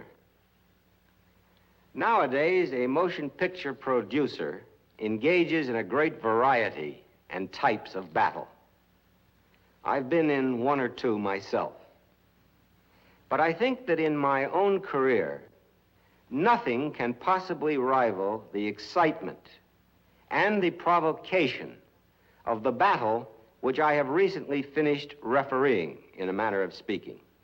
I refer to the battle and the clash in a motion picture film known as Inherit the Wind. Now, the protagonists or antagonists in this battle are Spencer Tracy and Frederick March, both two-time winners of the Academy Award. God speaks to Brady, and Brady tells the world. Brady, Brady, Brady Almighty! The Lord is my strength.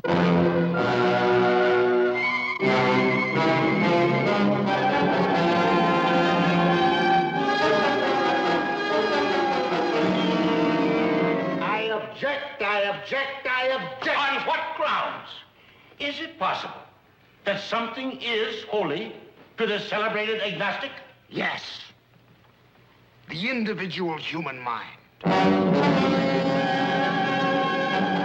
are the generations of the holy men and women of the Bible. How'd they go about all this begetting? What do you mean? Well, I mean, did they begat in much the same way as folks get themselves begat today? Process is about the same. I don't think your scientists have improved it any.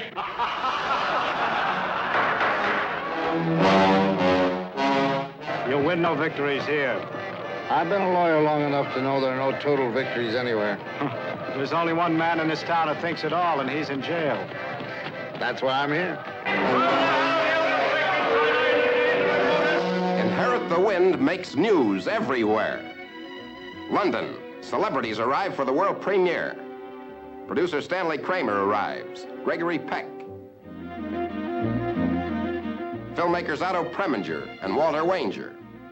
Gene Kelly, co-star of Inherit the Wind. And Jeff Chandler. Berlin. Inherit the Wind electrifies the Berlin Film Festival. Record throngs turn out, and a gala list of celebrities and dignitaries, headed by Berlin's mayor, Willy Brandt. Inherit the Wind becomes the first picture ever to win 2 awards at the festival. A coveted Silver Bear Award presented to Stanley Kramer by Harold Lloyd, chairman of the festival jury. And a special youth award for the best picture voted by teenagers all over the country. For its brilliant performances and dramatic power, unprecedented acclaim for Inherit the Wind. Oh, God speaks to you? Yes. He tells you what is right and wrong? Yes. And you act accordingly? Yes. So you, Matthew Harrison Brady, through oratory or legislature or whatever, you pass on God's orders to the rest of the world. Well, meet the prophet from Nebraska. Is that the way of things? Is that the way of things? The winner, you'll have to make that decision for yourselves when you see Inherit the Wind. But I would promise you an experience in screen performance beyond anything you have ever seen. Elmer Gantry is an all-American boy. He's interested in money, sex, and religion.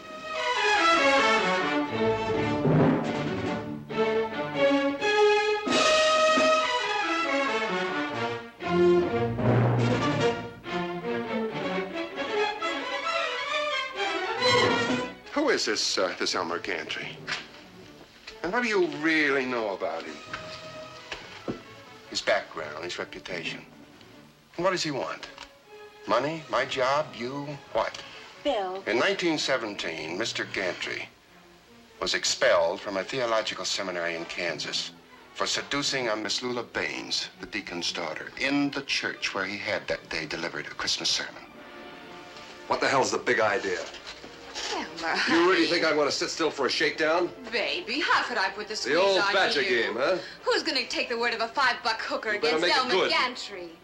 I only wanted to see you for... For what? Well, for... For what? What do you think will get you into God's own glorious heaven? This ace of spades? Your bank book? Or this pledge to be a good Christian? I'd like to tear those holy wings off you, make a real woman out of you. I'd show you what heaven's like. No golden stairways or harp music or silvery clouds. Just ecstasy, coming and going. Sin, sin, sin. You're all sinners. You're all doomed to perdition. What is a revival?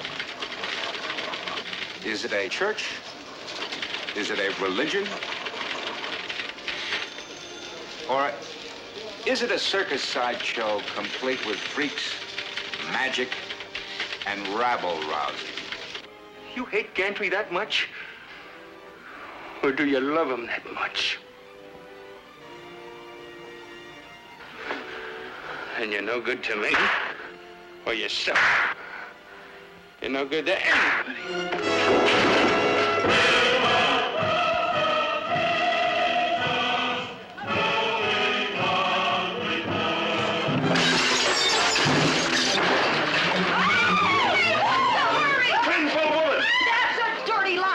Shame, shame! Wait.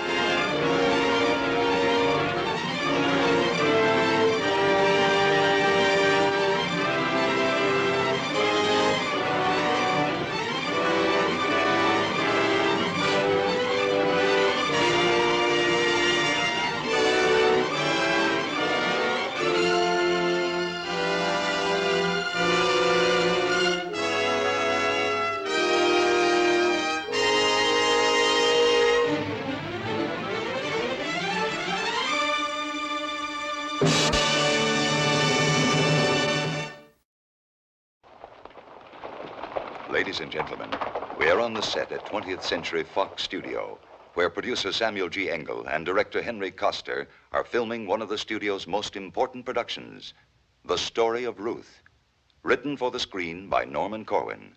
This is the producer-director team responsible for Come to the Stable and A Man Called Peter.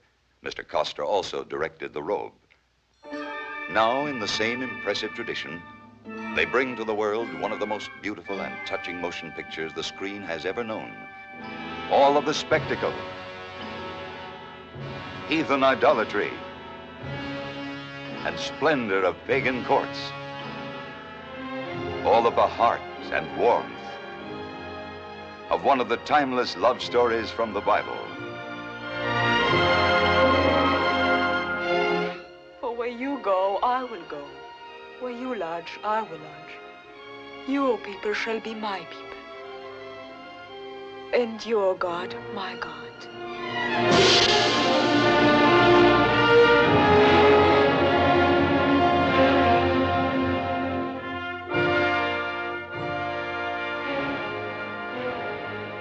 No, if Kara's not watching out for you, they'll find you and kill you. Go now, Malone, go.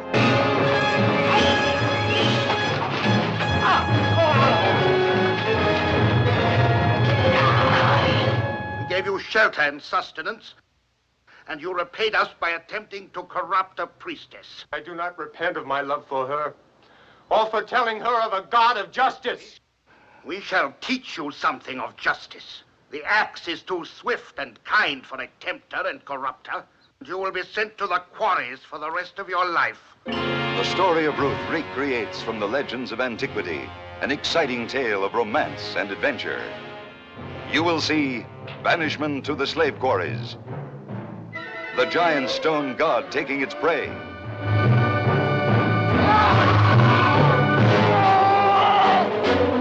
the fire-bellied idol demanding human sacrifice,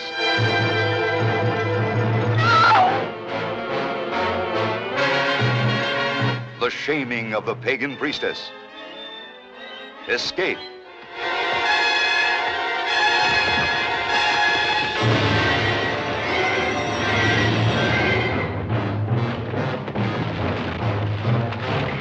amid a torrent of flaming oil. You'll witness Ruth's flight across the desert, pursued by Moabite warriors. And you'll hear Naomi's counsel to Ruth. Wait until Boaz goes to sleep and mark the place where he lies down. Then lie beside him. Naomi, what are you saying?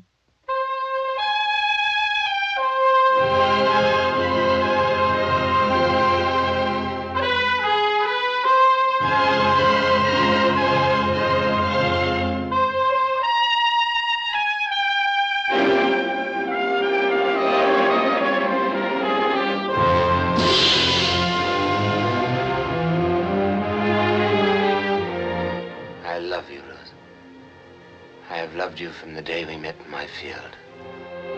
And from their children and their children's children came a great king and a royal house and a prophet whom many worship as the Messiah.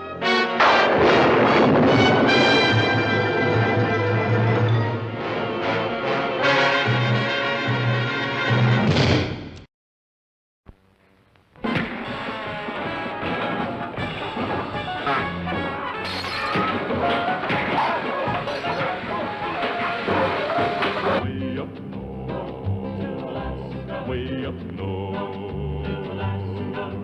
North to Alaska, I go north, the rush is on. Down across the majestic mountains to the valleys far below. He talks to his team of huskies as he moves through the snow.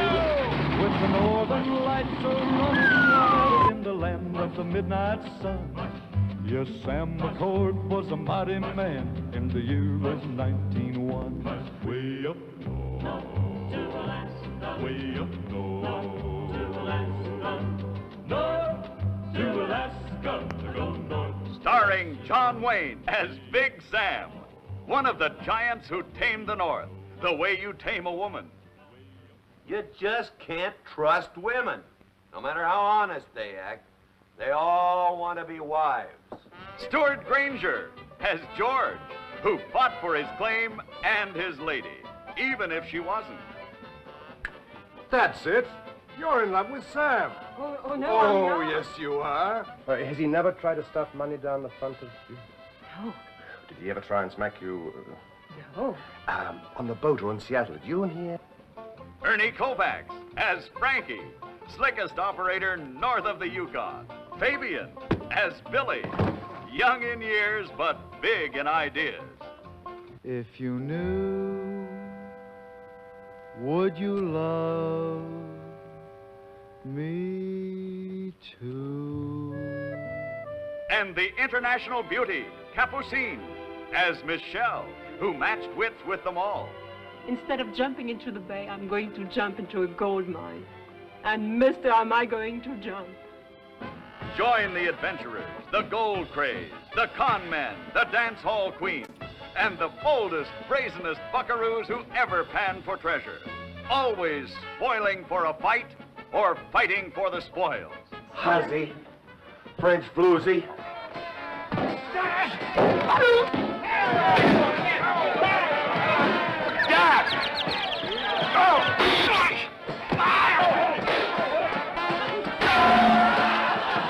Now, come on, tell me. Tell us, Because I love you, that's why. To Alaska, I go north, the rush is on. North to Alaska, I go north, the rush is on.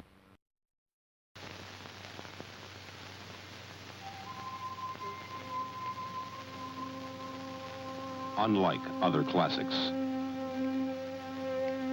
West Side Story grows younger.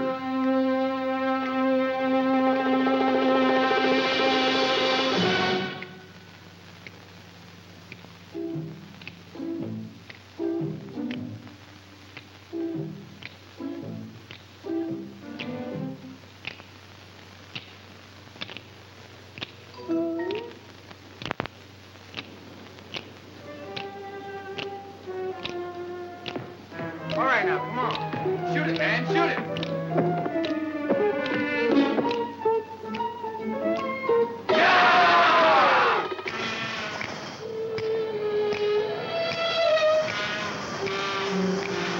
You hoodlums don't own the streets. Go play in the park. Keep off of the grass. Get out of the house. Keep off the block. Get out of here. Keep off the oil. A gang that don't own the street is nothing.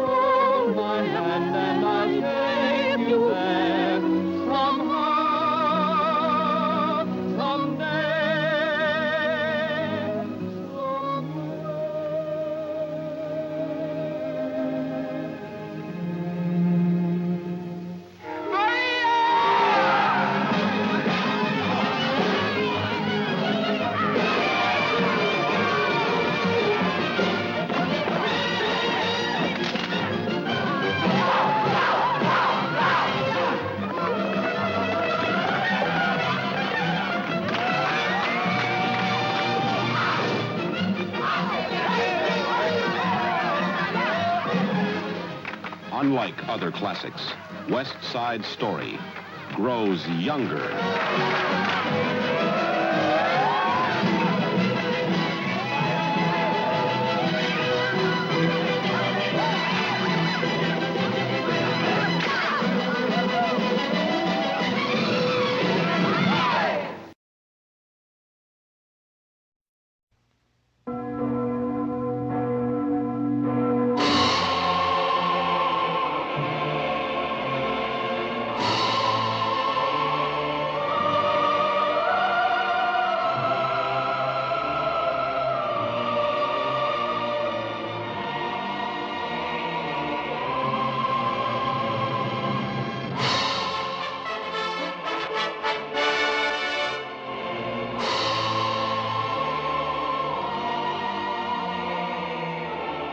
This is a story of love, Love that surpasses the sensual.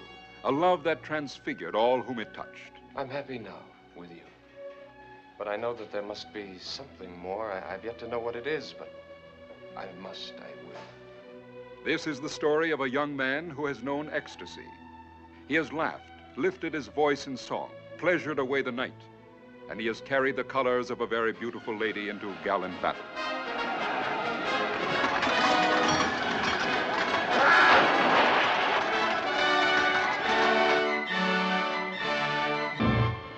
And then a voice spoke, and a miracle happened.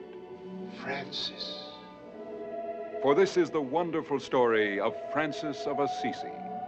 Lord, make me the instrument of thy peace. Where there is hatred, let me sow love.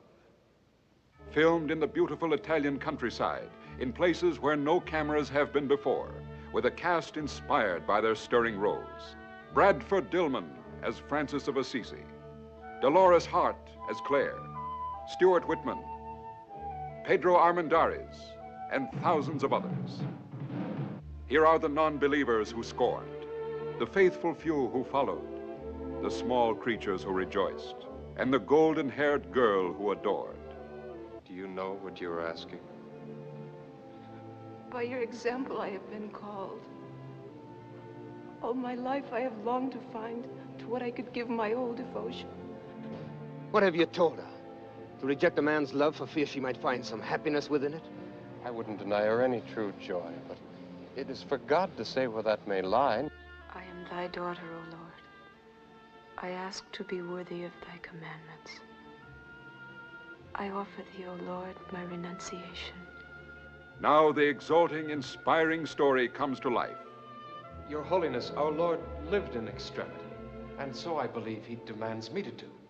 How can I bargain with my belief? It sings with human hope and gladness, joy and beauty.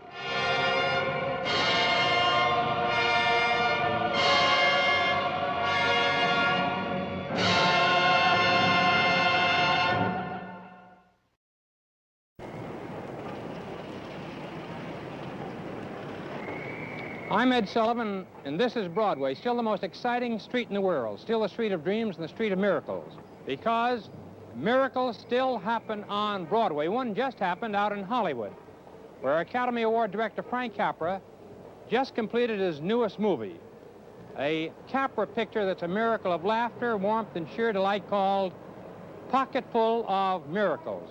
And in this one, Frank Capra has dramatized a tender Damon Runyon story that reaches behind the bright lights of that exciting boulevard down there. So you come along with me, won't you, and walk down Broadway. Treat yourself to a moving glimpse of a pocket full of miracles. Apples, apples, help an old lady buy an apple. A nickel, thank you, Mr. Rockefeller, you lousy cheapskate. Apples, apples. Frank Capra's mob is taking over the town. Lock, stock, and barrels of laughter. Junior, start a Brannigan. Sock the Weasel. Sure, boss. Sock the Weasel, he's my brother. Don't argue, sock the Weasel. Hey, Weasel. Yeah. How's Mom? Yeah, she's okay. She's all right. Good. Meet the barons of Broadway and their babes in the funniest plot that ever cupped your heart. Meet Dave the Dude. He's got a heart where his heater should be. It's made to order for Glenn Ford. Well, I've been waiting 2 years for one like that. Come here, you. What? Darling, that doorknob's killing me.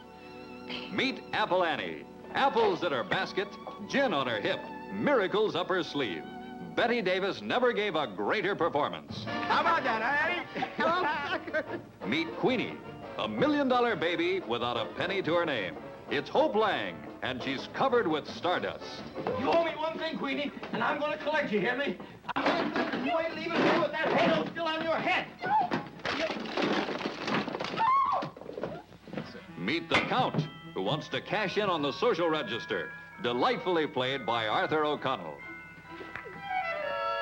And the most delightful mob that ever muscled its way into your heart.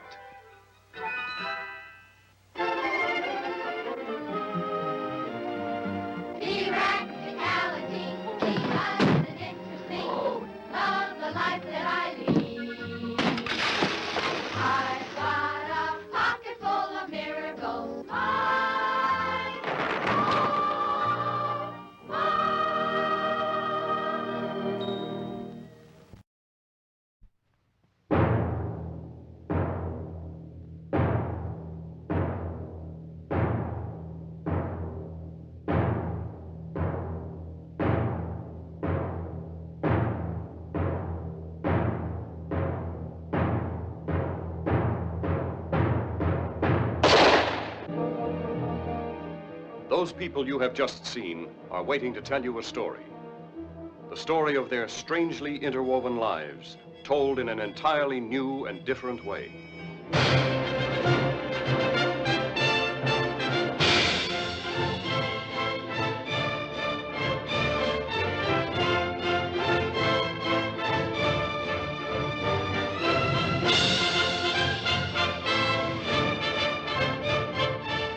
It's a story of the strangest kind of love.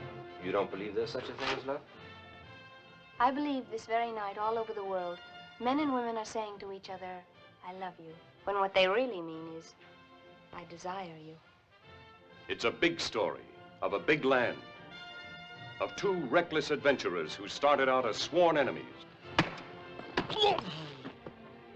My friend, you're a very brave man. And pretty soon you're gonna catch on I ain't your friend. Enemies who later faced death as comrades in arms against a brutal foe. Who ordered this? Cut them down. It's the story of a sinister, secret community that you will see now for the first time. The Comancheros who dealt in death. We have a society here. A society that's different from anything visualized by people anywhere in the world. The industry of our society is crime. It pays, and we prosper. The rules of our society are magnificently simple. Transgress, and you die. Now, gentlemen, you're about to enter our society.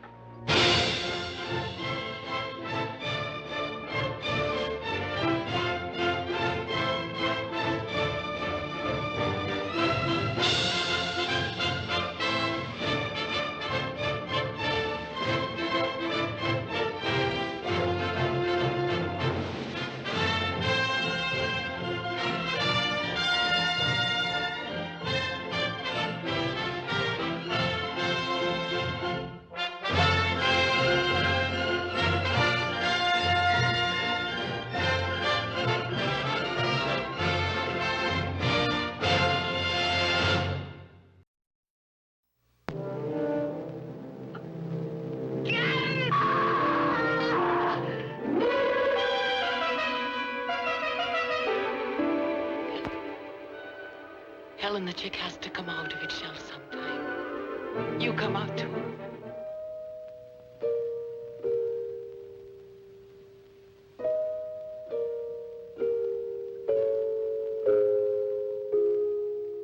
I wanted to teach you. Oh, everything the earth is full of, Helen. Everything on it, it's ours for a wink and it's gone. And what we are on it.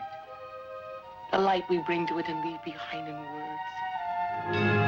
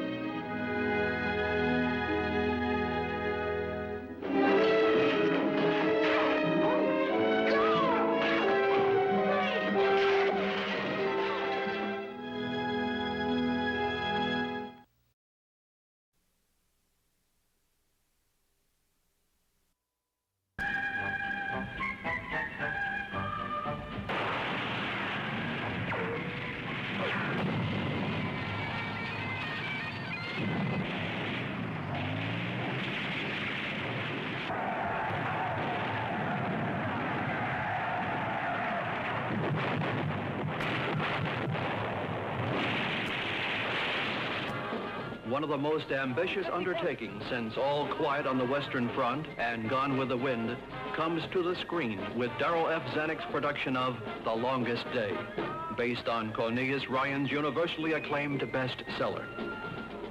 Its cast of stars represents the top talent of 4 countries and has never been equaled in size and importance in the history of the industry. Here are some of them.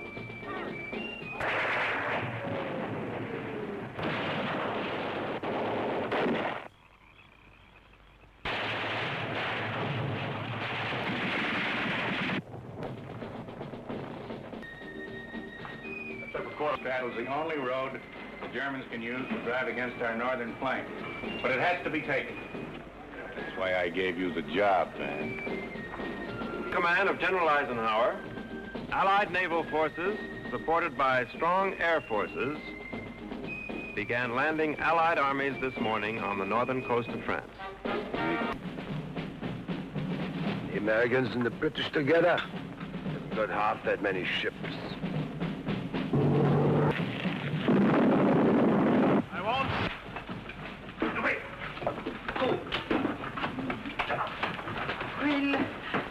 We'll be back.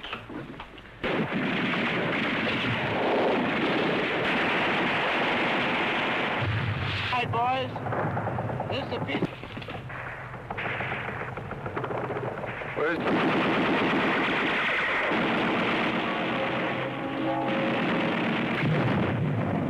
Kill a man? I mean, face to face? No. Neither had I.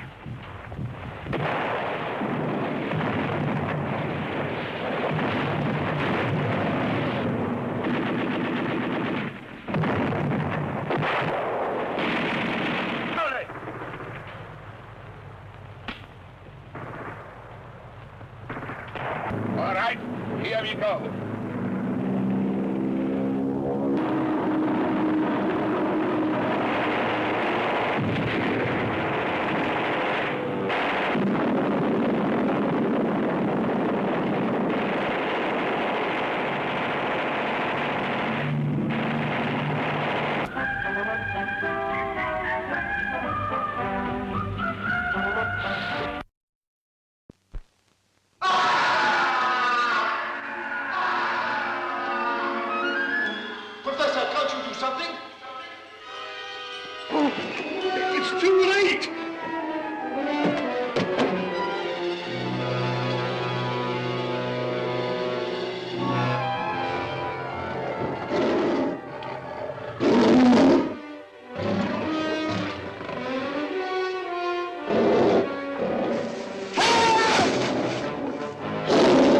Nice pussycat.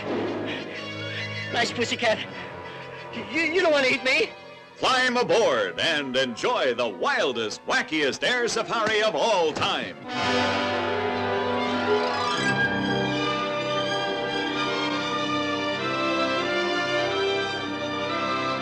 Float 4,000 miles over deepest, darkest, mysterious Africa with 5 fearless men and 2 beautiful women.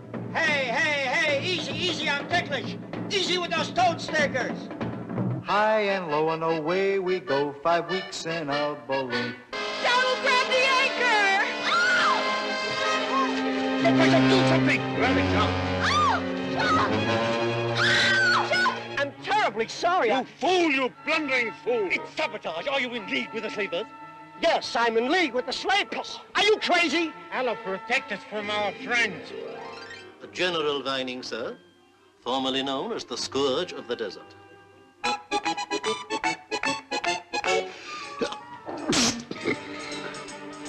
Fool them. Fly directly from Zanzibar to the Volta River. All topped off by the maddest monkey shines you ever saw. Flee with them from the slave markets of Zanzibar. Escape disaster by a hair's breadth.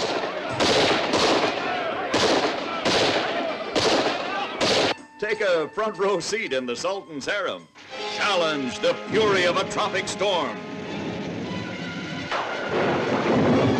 Invade the domain of Africa's wildlife. Simoon! Ride out the dreaded Simoon of the Sahara. Penetrate the dungeon of the doom. Enter the forbidden city of Timbuktu.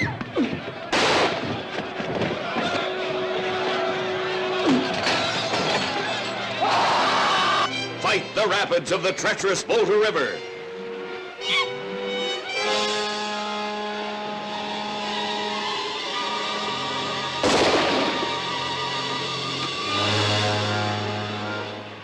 And have the time of your life in the wildly exciting, wonderfully thrilling, deliriously funny comedy adventure. So come with me and you will see why I'm happy as can be.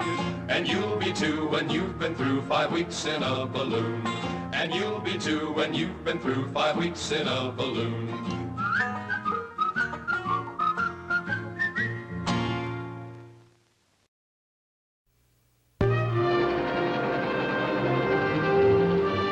Birdman of Alcatraz.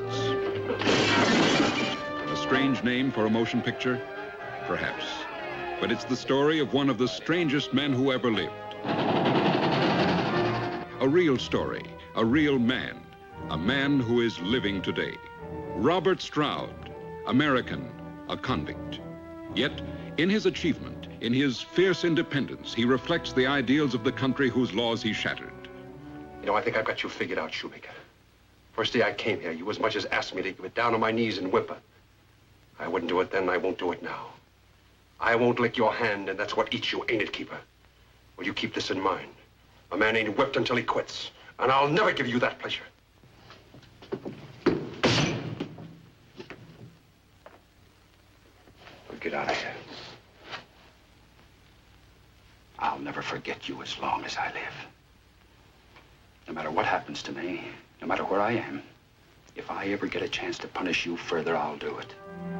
Robert Stroud, American, a convict, a paradox of a man who has lived in an aura of violence, yet who out of defiance and sheer strength of will taught himself in a prison cell half a dozen languages and mastered the intricacies of a score of scientific subjects, an accomplishment to stagger the imagination.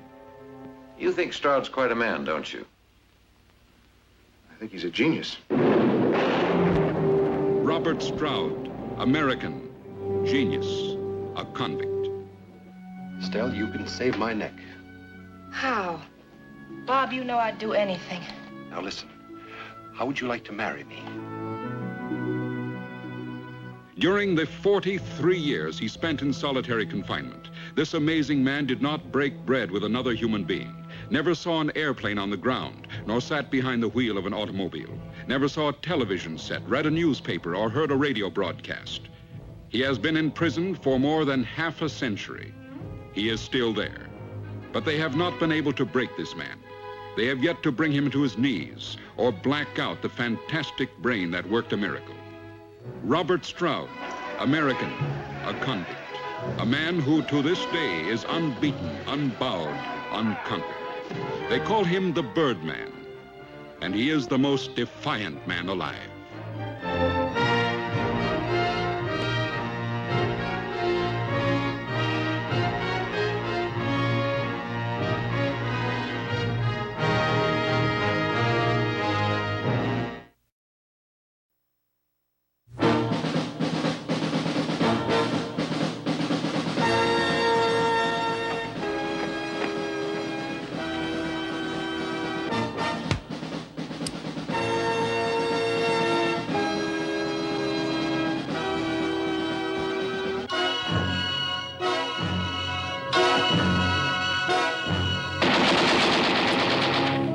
Give up your hopeless attempts to escape. We're going to devote our energies to sports and gardening, all the cultural pursuits. And meanwhile, we dig. How many are you taking out?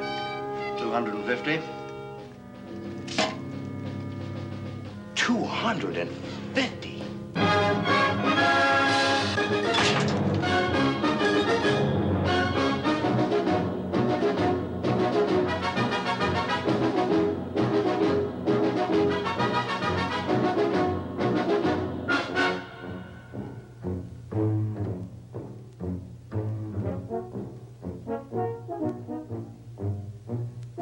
Sedgwick, manufacturer. Griff, as I said, tailor. Nimon Hames, diversions. Which one's a forgery? They both are. It is the sworn duty of all officers to try to escape. There will be no escapes from this camp. Oh, my God, they found Tom.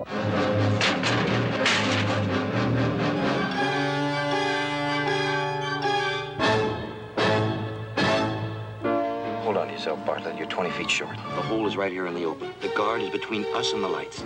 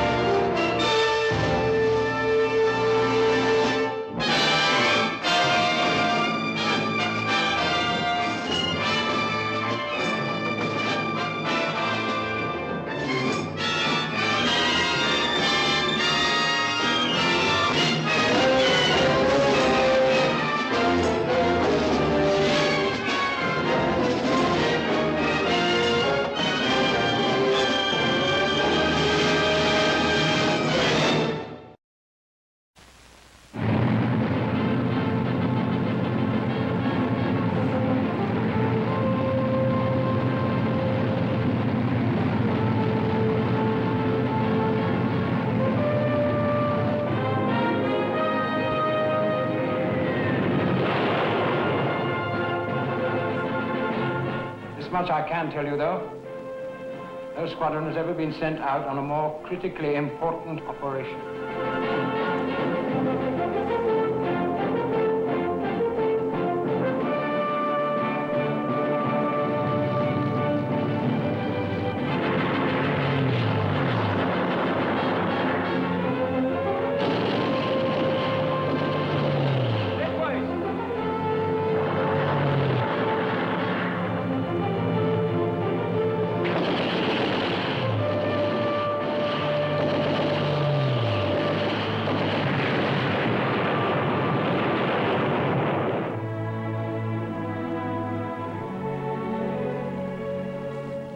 You're very good. I used to do it for the fishermen, and sometimes they even took me out on the boat with them.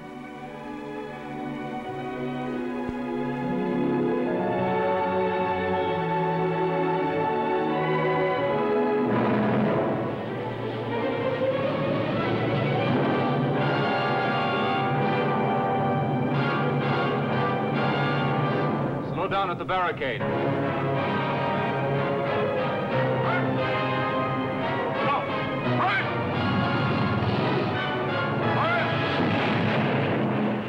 I'm going to ask you some questions. You will have to answer them sooner or later. I have nothing to say. Take off his clothes.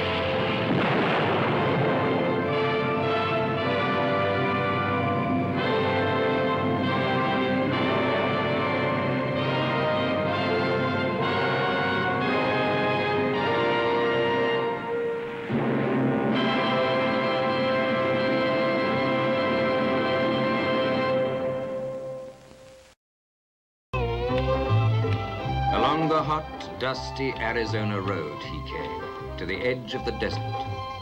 Homer Smith, the roving ex-GI who carried his home on 4 wheels. God is good. He has sent me a big, strong man. He didn't say anything to me about sending me any place. I was just passing by. Yeah, you did not pass. A big, strong man. Just what 5 lonely women were looking for. Just the man to patch a leaking roof. Just the man to make their prayers and dreams come true.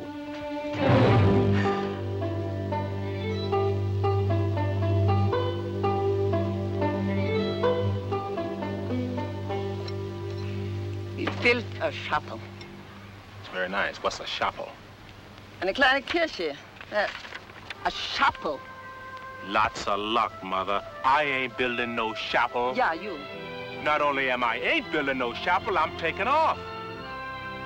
I ain't no contractor. That is for the beginning. No. Prepare yourselves for something deliciously, refreshingly different. With people it's a pleasure to be with. Schmidt! See why a big, strong man like this couldn't resist 5 lonely ladies like these. Meet the boss, Mother Maria, whose faith could move mountains, and a man like Homer Smith. Jetzt dummen Sie sich, aber machen Sie schnell. You hold on 1 minute. You just hold on 1 minute. I mean, I ain't no nun. I'm nobody you can boss around. See? I get up when I feel like getting up, and if I don't want to work, I don't work. Now, if you just pay me, see, I'll be going. Lilies of the field. The sweet smell of laughter is right here. Why'd you go and do that? The women last night, they say that is the only thing when a man has been mixing wine with tequila. I'm gonna mix you with tequila. Lilies of the field. The story of 5 wonderful women who waited for a miracle and the man from nowhere who made it come true. You and your chapel, getting everybody involved. You've been making a lot of mischief around here. What's the matter? Well, she's really after me. But the chapel's almost finished. Oh, no. She's just beginning. Next you want a school, and then it's a hospital, and only God knows, and she, what comes next.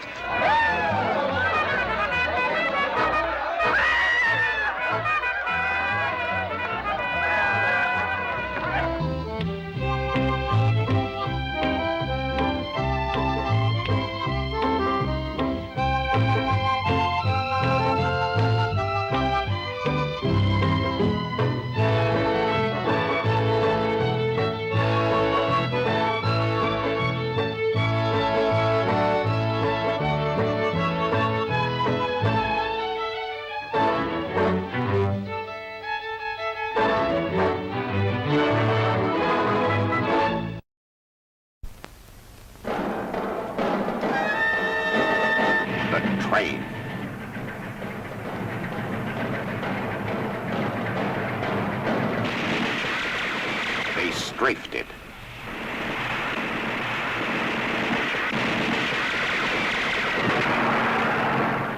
They sabotaged it. Stop!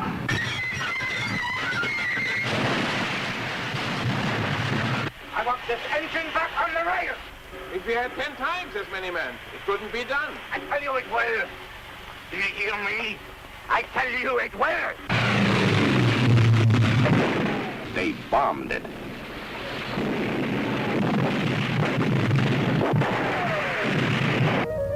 They cursed it. To hell with London. We started this whole thing for one reason. To stop the train. Because the Allies were going to be here. Well, where are they? Every day they've been doomed. And every day a man has been killed for thinking they were just over the next hill. I say to hell with it. Now they want us to paint the train? Let them blow it up. They died for it.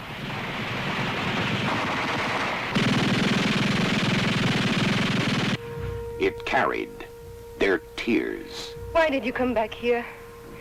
You want everyone killed? Men are such fools. Men want to be heroes, and the widows mourn. It carried their fears. Colonel! Stop them. What can you gain by the death of one old man?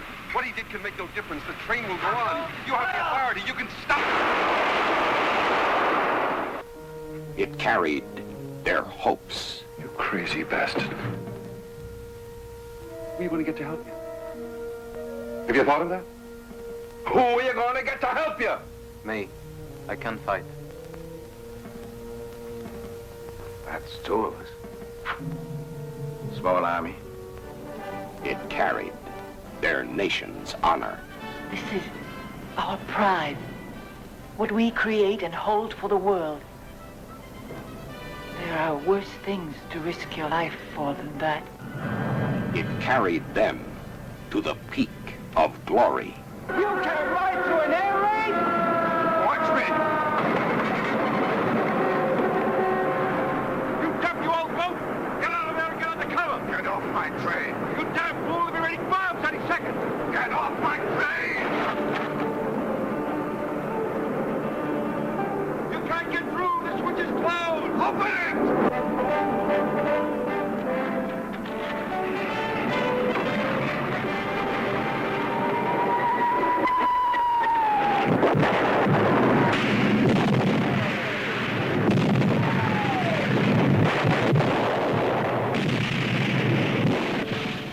Carry you to the peak of adventure. What about my men? I don't care about your men. I order you to unload those trucks.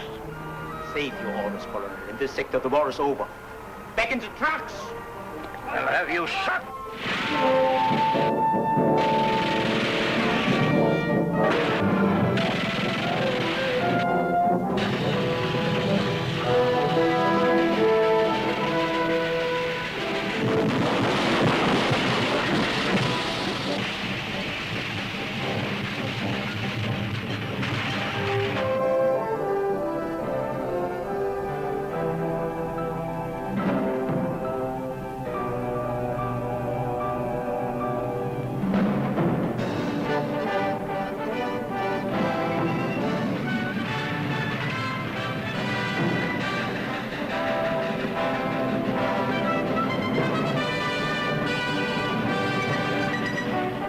It will carry you to the peak of adventure.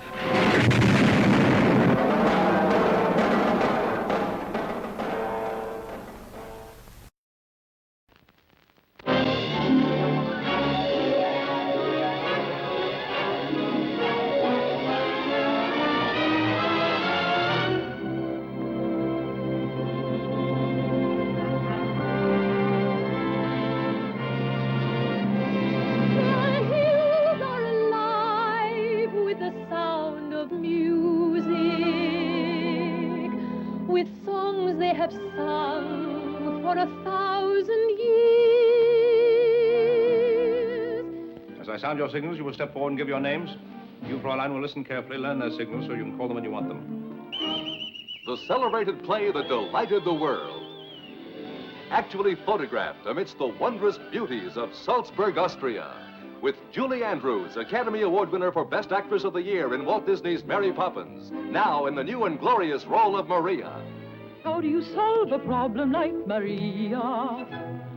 How do you catch a cloud and pin it down?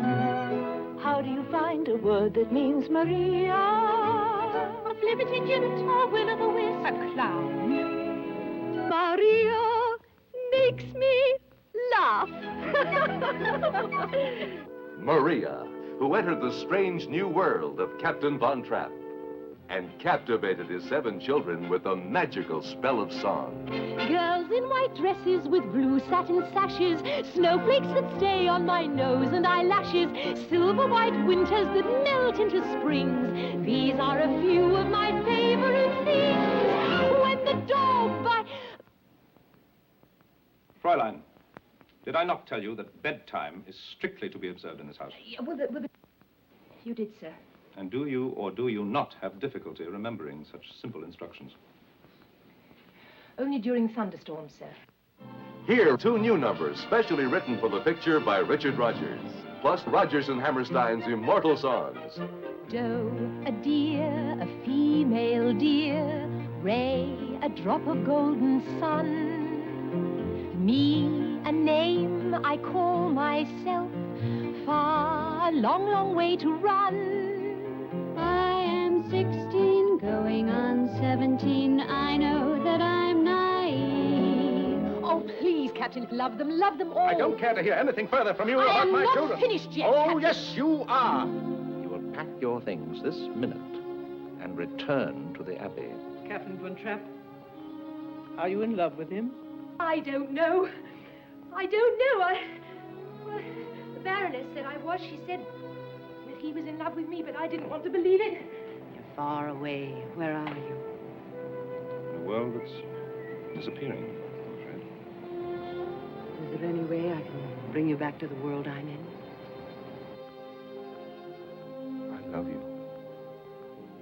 So somewhere in my youth or childhood, I must have done something good. Here is the perfect motion picture that touches every note in the full scale of human emotions.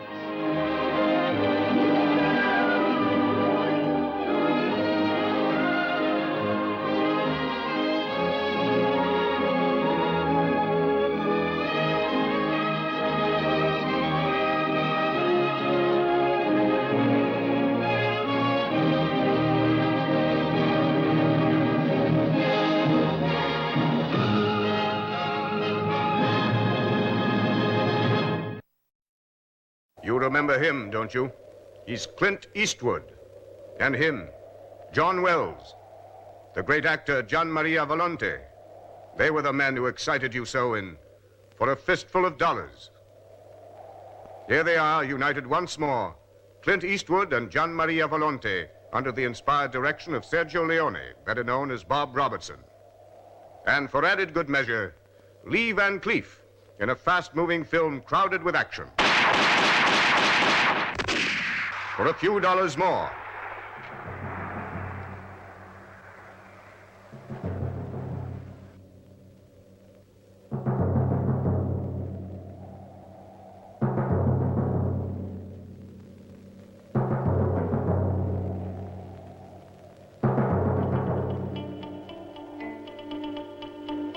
It's the story of two bounty killers, men who inspired fear in the worst criminals. What made these men tick? Well, there's such a big reward being offered on all you gentlemen that I thought I might just tag along on your next robbery. Might just turn you into the law. Naturally. I'll be in the tavern. The air around here stinks anyway. Just like the food. But the month will go fast. Yes, these men knew how to wait. Because in a land where life had no value, death might have a price.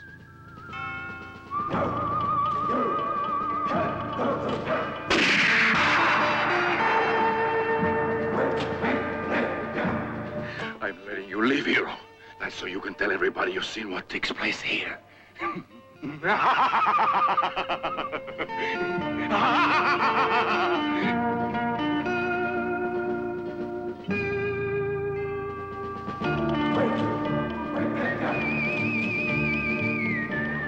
Didn't hear what the bet was. Your life? Where is he?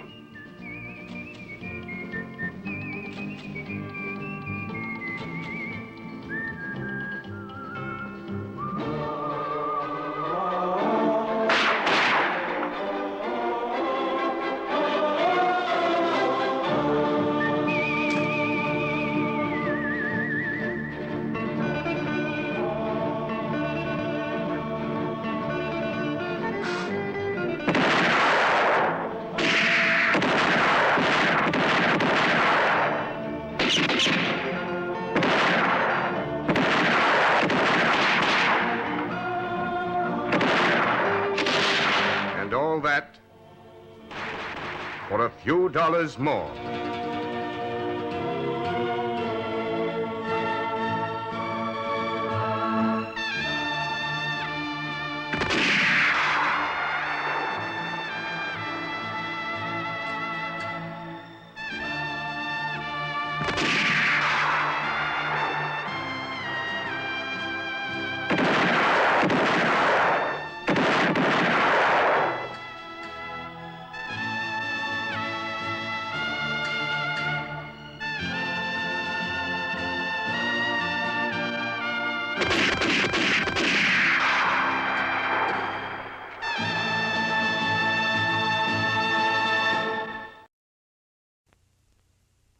The greatest story ever told is a magnificent picture, stunningly rendered for the screen. A monumental film. It may run for 40 years. The greatest story ever told could be the most majestic production the screen will ever have. One of the greatest motion pictures yet made. Pictorially magnificent. A classic, timeless picture. Behold, I send my messenger, who shall prepare the way. Listen to the voice of one crying in the wilderness. One whose sandals I am not worthy to carry.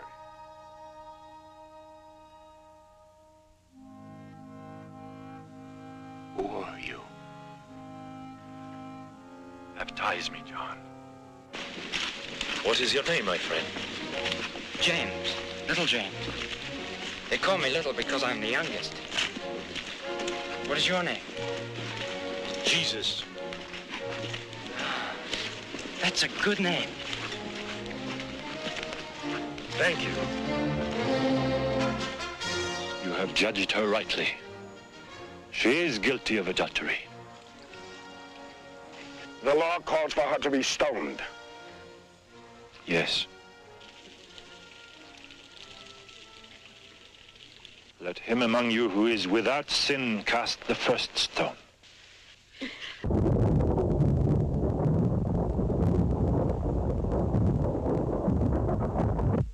Lazarus. Come forth!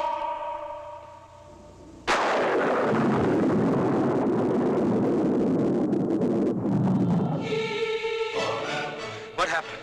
Did you see? See? Well, Jesus of Nazareth. I saw it. I saw it with my own eyes. Lazarus was dead. Now, he's alive!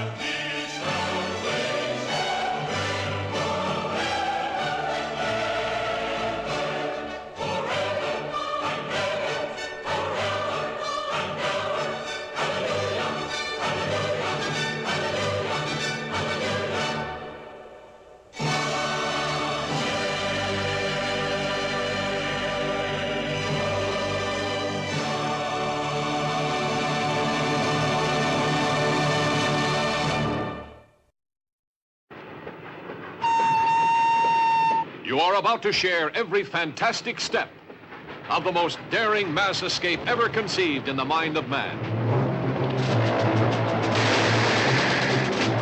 Only a madman could plan it. What the hell is this? Only desperate men fighting for their lives could follow it. Only a hijacked prison train could blast them on their frenzied dash to freedom.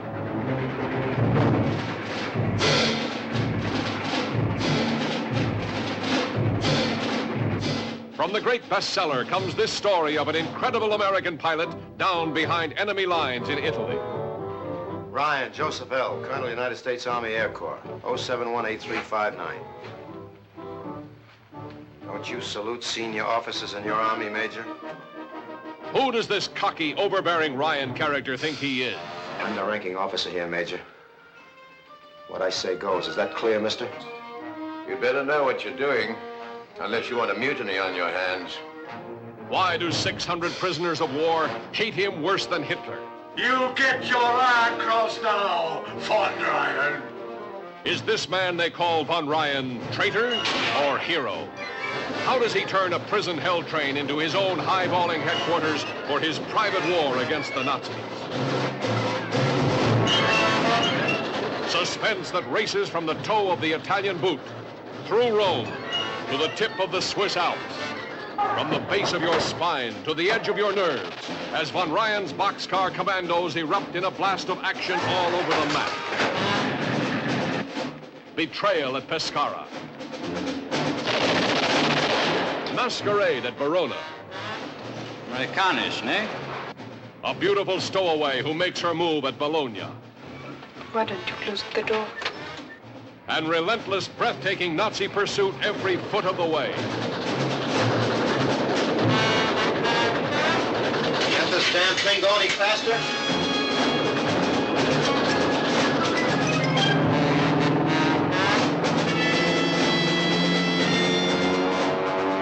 Mr. Smith!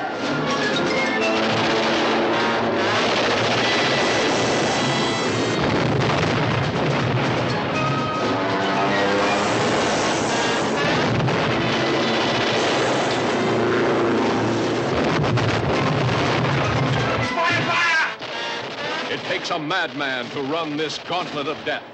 It takes guts and glory, arrogance and fury. It takes the man they call Von Ryan.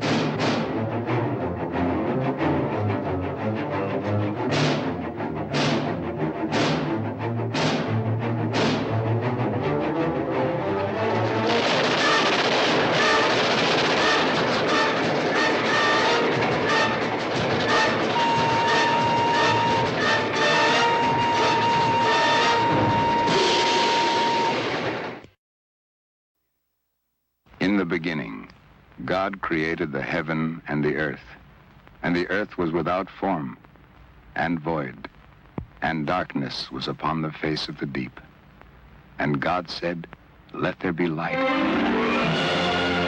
And there was light. Thus begins the unforgettable adventure of man. The creation of the world out of chaos. The bringing forth of the seas, the firmament, the living creatures. The creation of man from the dust of the earth.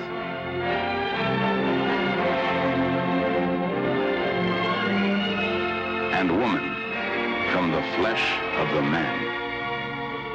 Adam and Eve in the Garden of Eden, an innocent love spoiled by sin. Portrayed with great beauty by two young performers, Michael Parks and Ulla Bergrid. The Bible, the magnificent book of humanity, is now a film. Its immortal characters, its passions, and its emotions, now made into a magnificent motion picture. Cain and Abel, the first murder story, a powerful portrayal by Richard Harris as Cain.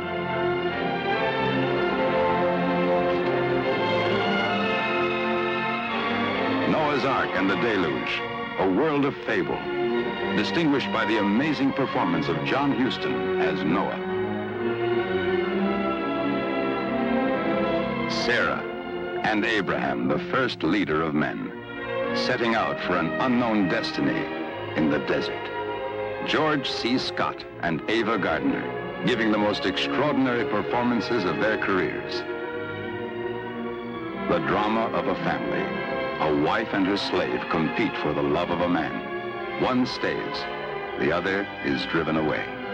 The Tower of Babel reaching into heaven, built by the defiant Nimrod, played by Stephen Boyd. Peter O'Toole in a virtuoso performance portraying the three angels who come to destroy the vice, the lust, and godlessness of Sodom and Gomorrah. And the patriarch Abraham, whose faith was tested by a most terrible ordeal. The Bible, 5 years in production by producer Dino De Laurentiis, director John Huston, and screenplay writer Christopher Fry, to create a never-to-be-forgotten film as full of adventure, poetry, grandeur, mystery and passion as the Bible itself.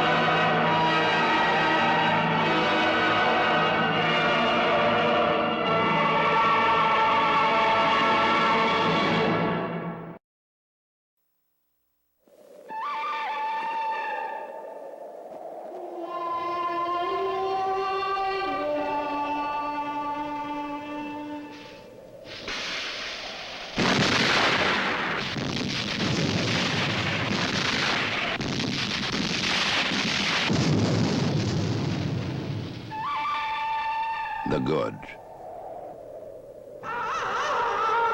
The bad. The ugly.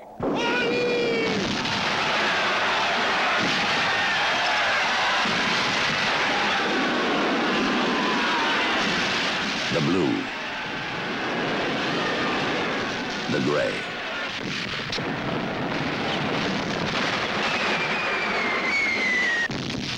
The Civil War.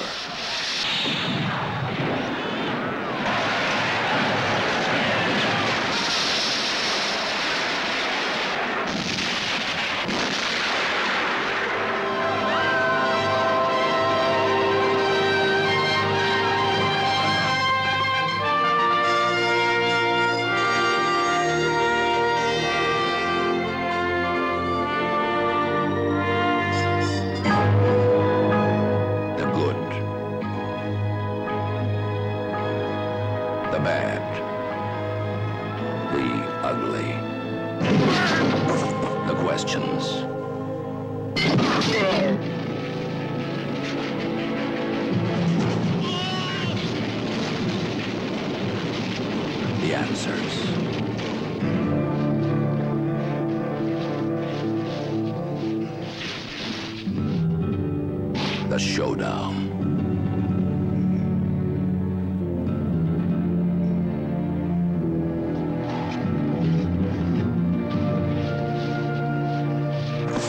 The reason. The goal.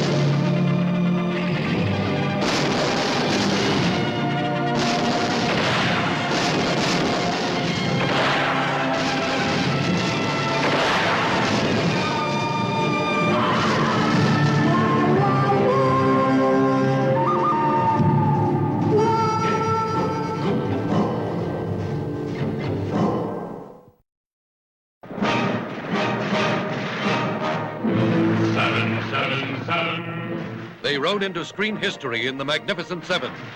Now they ride on to greater adventure in Return of the Seven.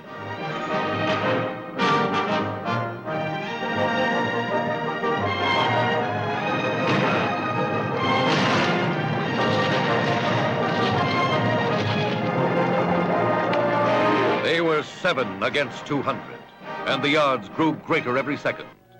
Chris, the strong one, bigger than any fight he ever started. You're either a very stupid or a very brave man, senor. One word from me and you would be dead. That'll make 2 of us. There are 5 Winchesters pointed at your head. Ben, the kind of man who fights best when the cause is good and the odds are not. Chico, he's a man of peace today, but violence is in his past and his future.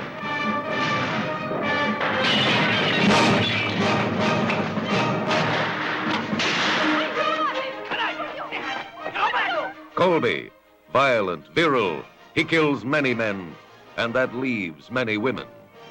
Luis, rough, roguish, spending his life like it was going out of style. That is his last request. Do you mind if I escape first thing in the morning? Frank, a man makes himself what he has to be, even if it's a target. I heard him talking out there. Lorca sent for help. Come tomorrow, he's gonna have 200 guns, maybe more. And he's not gonna settle for just us, Chris. He wants them all dead. Manuel, quick, wild, untamed.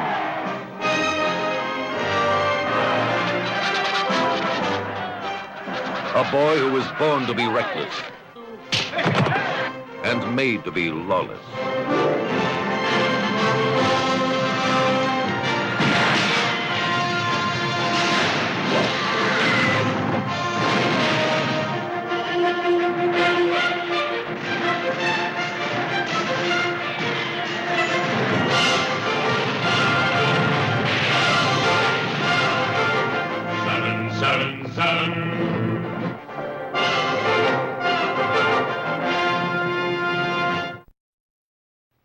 Robert Wise, whose West Side Story won the Academy Award for Best Picture, Best Direction.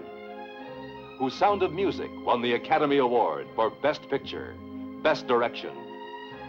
Robert Wise, two-time Academy Award-winning producer-director, now crosses half the globe to the heart of the Far East to turn his camera on a completely new vista, the exciting world of adventure.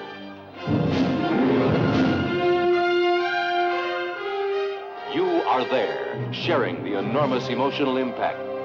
The Richard McKenna's prize-winning bestseller.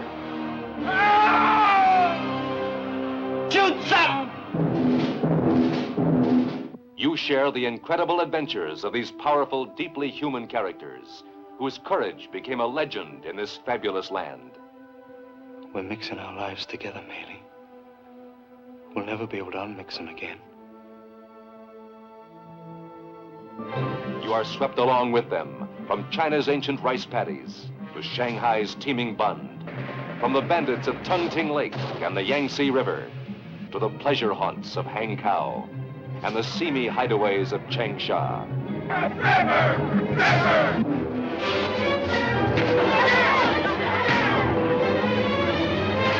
The camera has never captured such visual excitement, such a vast, revealing spectacle of the Orient, of an American gunboat patrolling its troubled waters, and of the handful of strangers caught up in its intrigue.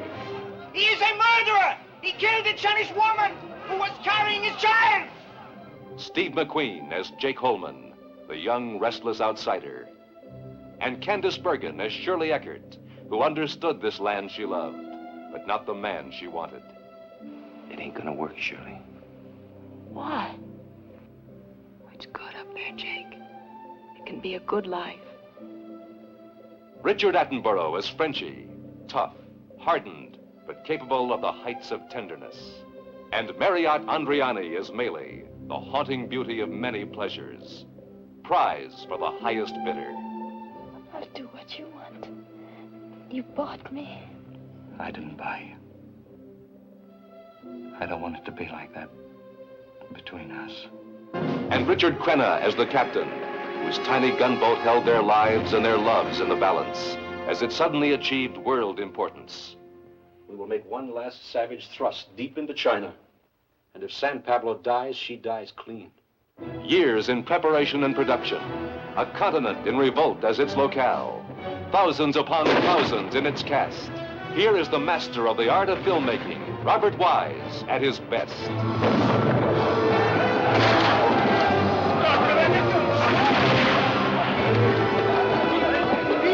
Here is an unparalleled emotional experience.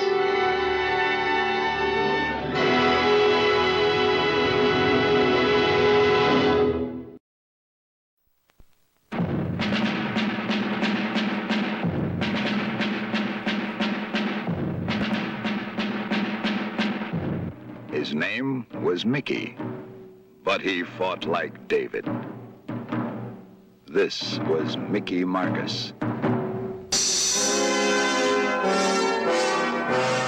From the streets of New York. It wasn't General Sherman who said war is hell. It was Mrs. Sherman. To the Pentagon in Washington. Don't involve the Army in any way. Don't use your rank or even your right name. Is it all right with you if I keep the same sex? To the fields of West Point. To the beaches of Normandy. To the deserts of the Middle East. Everywhere he lived and everywhere he fought, he cast a giant shadow. Kirk Douglas as Mickey Marcus. His courage changed millions of lives. His legend belongs to many flags. I'm fighting because I'm stiff-necked and proud of it. Next week, Asher. Next week. Senta Berger as Magda. For women in combat, love draws its own battle lines. They wanted to run away, and now you ran away just like me, coward! Coward, just like me! Oh! I was the only girl in Brooklyn who didn't get pregnant during the war. Yeah, my mother kept the statistics.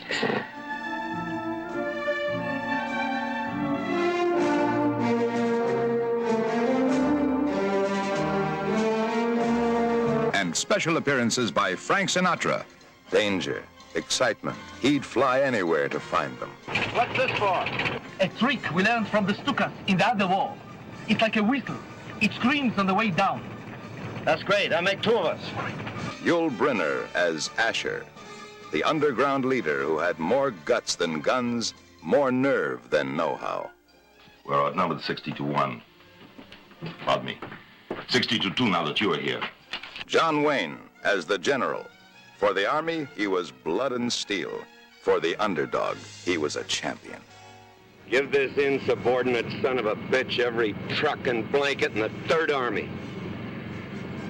And I don't care who you have to steal them from. Yes, sir.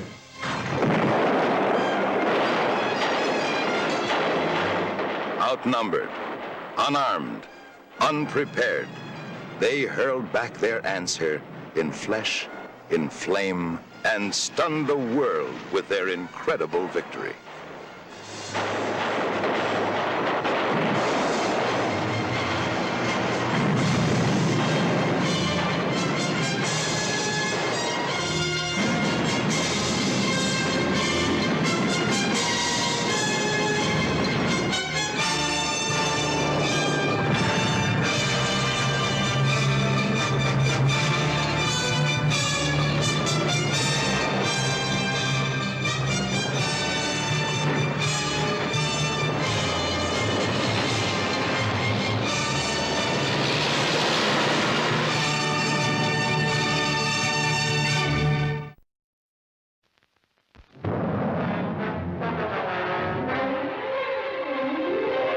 There was no quiet on the Western Front.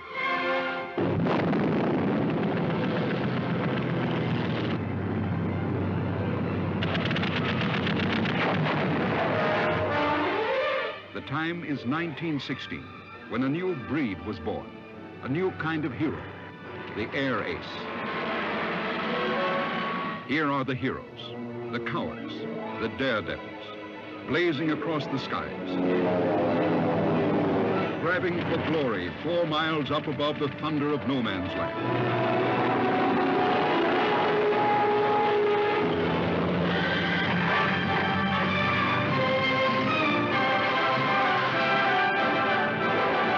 The Blue Max, a film big enough to encompass a world war,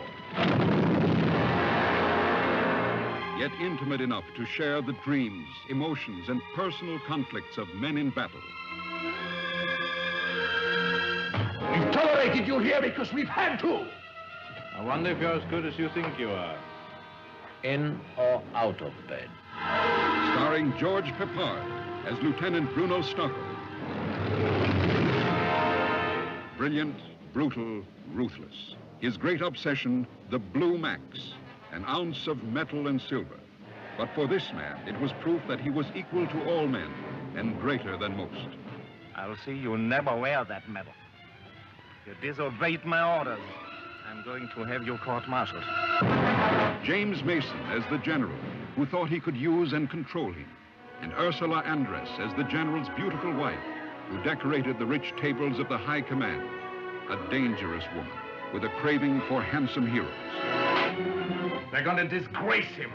An officer with the highest decoration Germany can give. All because of your stupid little anger. Do you understand? This film recreates the time of valor when brave men flew against terrible odds. Each country had its own most coveted award for its heroes. For France, it was the Croix de Guerre. For Britain, the Victoria Cross. For America, the Medal of Honor. For Germany, It was the Blue Max.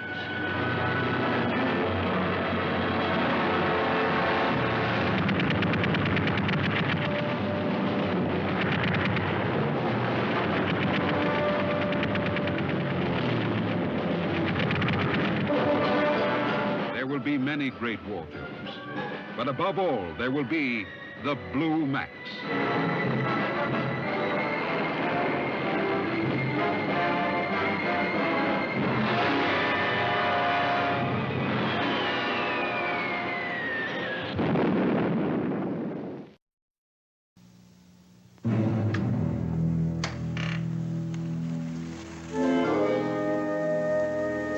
On your feet, boy.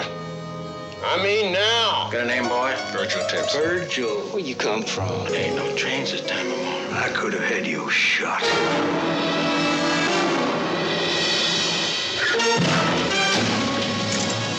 Skull's caved in. Could have been a hitchhiker.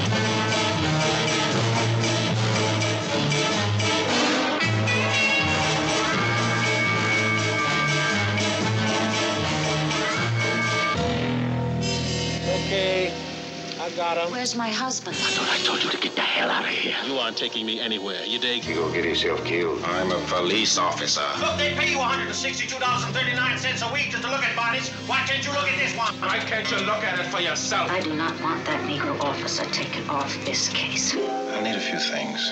Such as ammonium hydrosulfide, benzidine, superoxide of hydrogen, copper powder, distilled water, calipers, and some toothpicks. Why won't anybody here tell me what's happened to him? Are you sure you're pregnant? Yes, I am pregnant. I can pull that fat cat down. I'm afraid you're a little late, Virgil. We already got the guilty man. May I examine this person? Yeah, you can look at him. Come on, let him look. He's left-handed, isn't he? What's that make him? Innocent. I got the motive, which is money, and the body, which is dead. You're holding the wrong man. But don't you push me, boy! They call me Mr. Tibbs. What kind of people are you?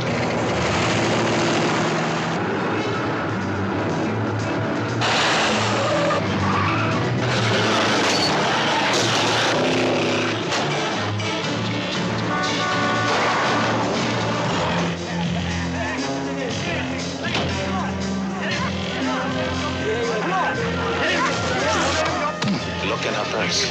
She's got $100 to pay for an abortion.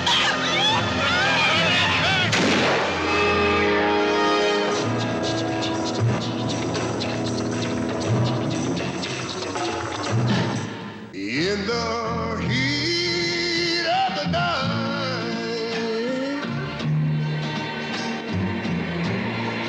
seems like a cold sweat creeping across my brow. In the heat of the night.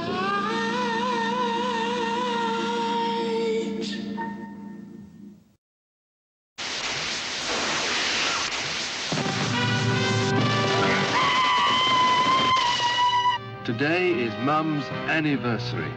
God bless her. Wish her a happy anniversary from me. Oh, thank you.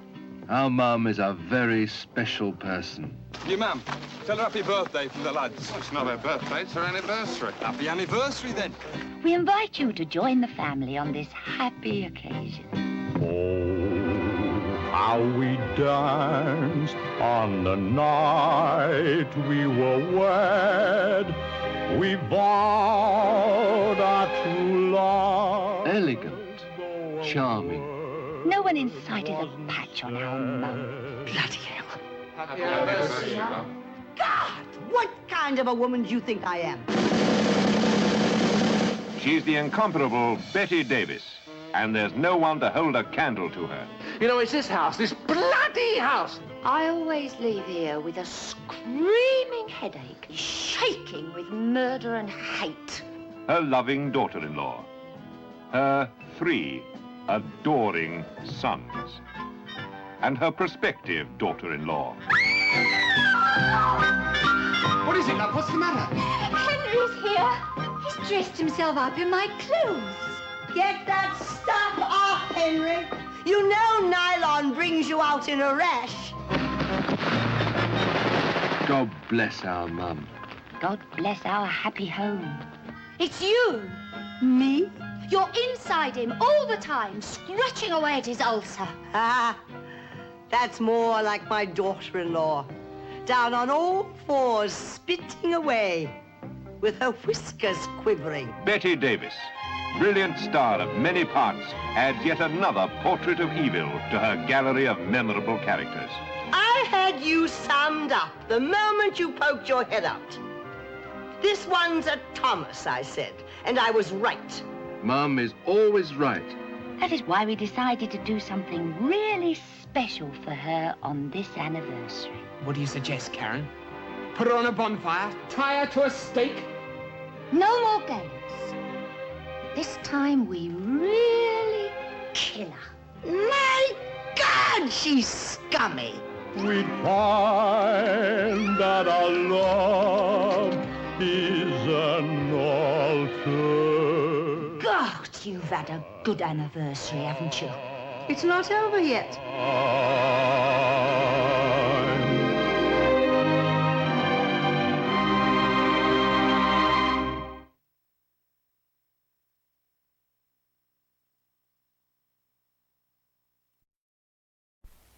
You've never seen anything like it in your life. Enter the wonderful world of Dr. Dolittle. Filled with adventure, thrills, enchantment, romance, and music. You've never met anyone in your life like the incredible Dr. Dolittle, the man who talks to animals in their own language, as played by Rex Harrison. Thank you very much indeed. If people ask me, can you speak rhinoceros? I'd say, of course. Can't you? You've never heard such magnificent music in your life. 14 great songs to enchant you, including After Today and I think I like you. And I think you like me, too.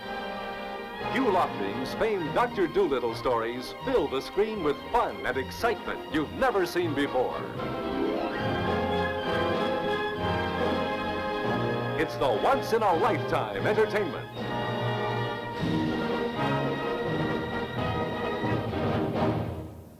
Rex Harrison talks about Dr. Dolittle. The first film in which a human being, myself, actually talks to animals.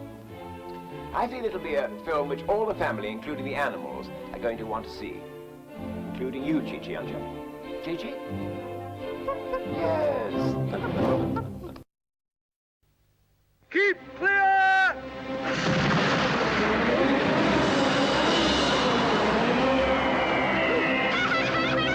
Here it is, the most phantasmagorical musical entertainment in the history of everything.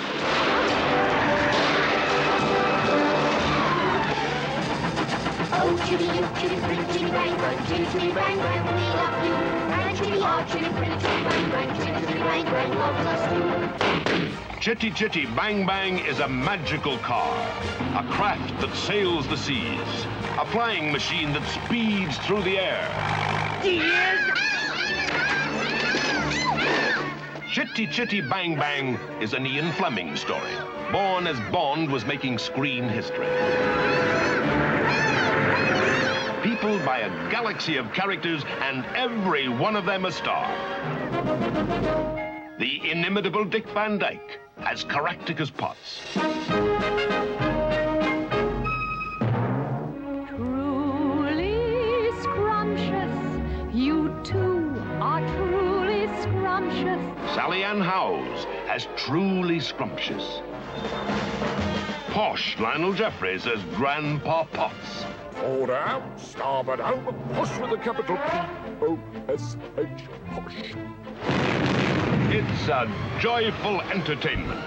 There are marvelous characters. The car! Oh, I want it, I want it, I want it, I want it! Gert Frober, Anna Quayle, Benny Hill, James Robertson Justice, Robert Helpman, and a dozen or so bang-up numbers.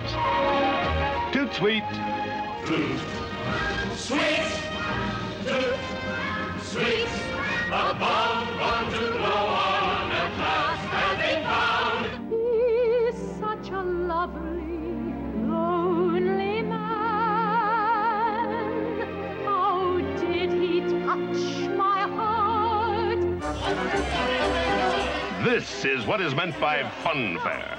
It's tickled. You always say that, Cyril. It's every tale you ever grew up with. A lullaby on a hushaby mountain. And watch your boat from Hushaby Mountain sail far away from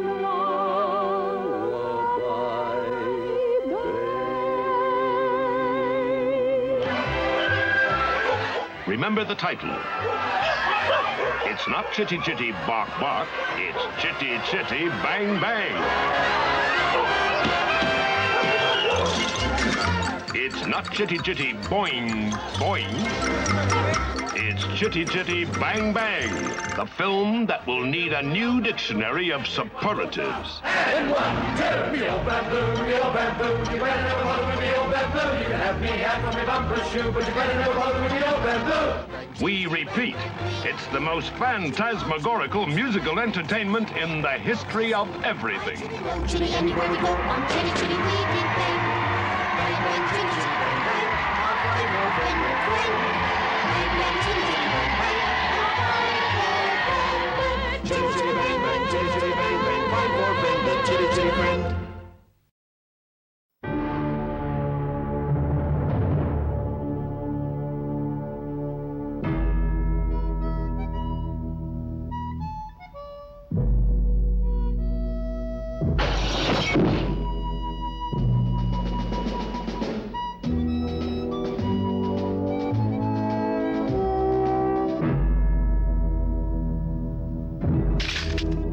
What's this all about?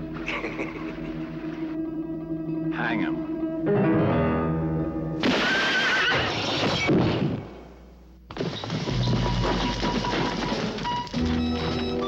What about the 9 just men who hung me? Justice is my province, Marshal. Mine and mine alone.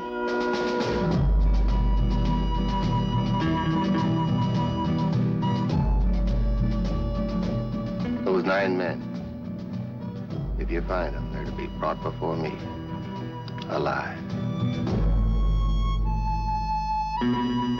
You're under arrest.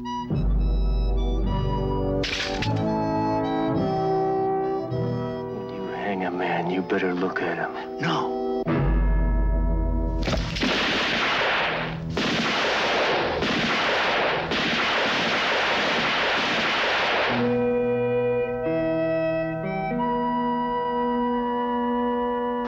Who do you want to hang? We all have our ghosts, Marshal. He's treed! Blast him! You're gonna hear about this, not just in the territories, but in Washington. Across the length and breadth of this nation, they're gonna know that name, Jed Goober.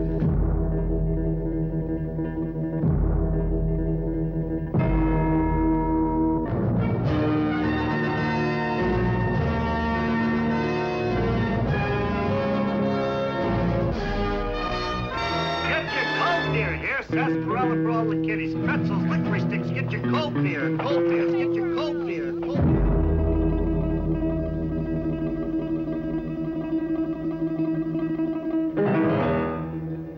Hang him.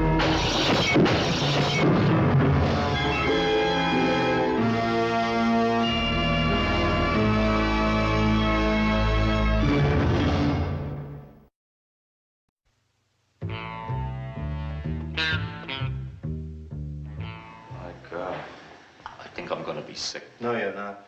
You're gonna tense your muscles and get out the notebook. Male, Caucasian, lying nude on floor. Left side of skull crushed. Cuts on face and chest. Fingers shredded. Index and thumb of right hand missing. Nestle, you're a miserable son of a bitch. Roderick Thorpe's #1 bestseller, a literary guild selection. Now, an adult powerhouse on the screen.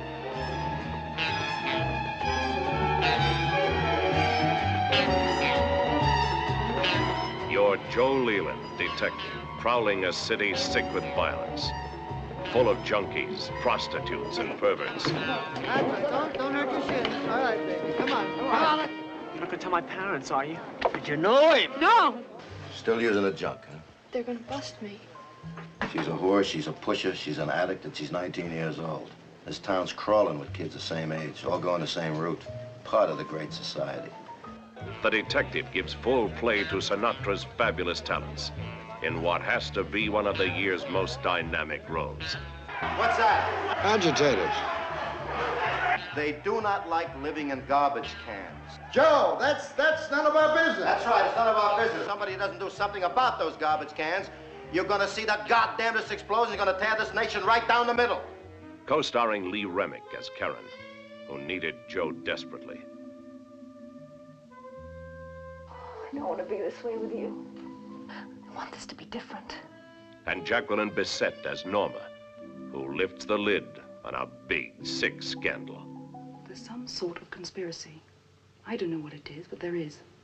I'll have you busted. Have me busted. If you have me busted, you'll have to bust half the people in the department for being on the take.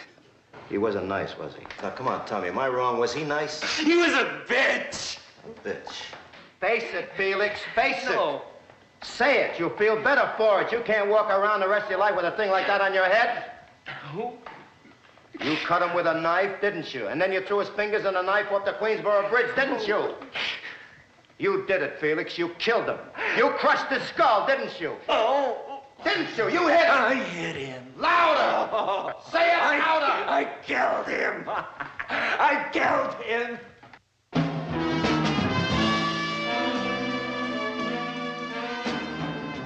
You know what sex was like for me? I'd walk down a street or go to a bar or anything, meet somebody, anybody, somebody I never knew before, and have an affair with them. It was the only way I could do it. You're the only one ever made me feel like a woman.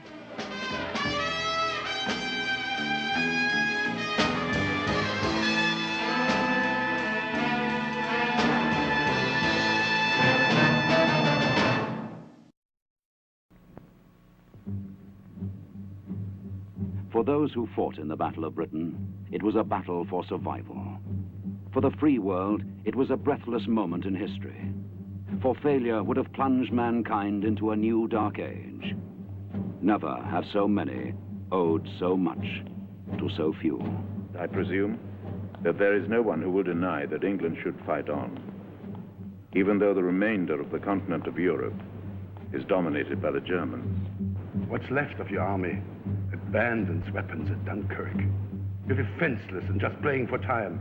Europe is ours. We can walk into Britain whenever we like. Don't threaten or dictate to us until you're marching up Whitehall. The war in France was over. The Battle of Britain was about to begin. 2 sections, scramble!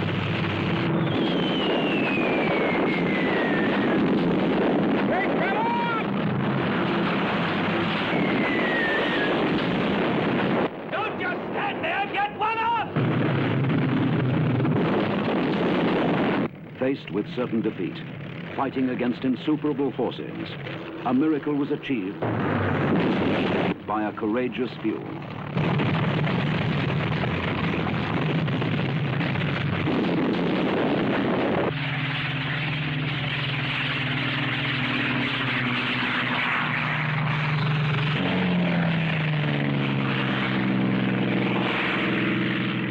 Is everything up? A lot, sir. The German military machine, a formidable enemy of thousands of planes, a sure weapon of mass destruction against a small and undermanned force. Yet the story of the RAF in the Battle of Britain is the modern David and Goliath.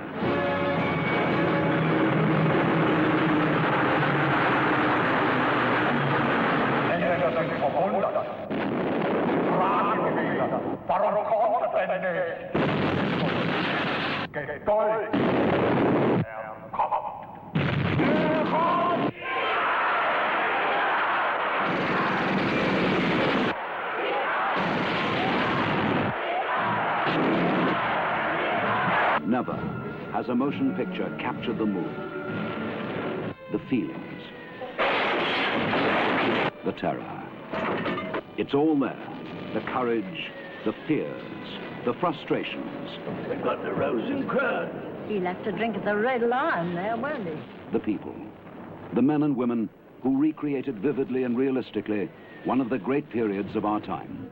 We're fighting for survival. Losing. We need pilots. And a miracle.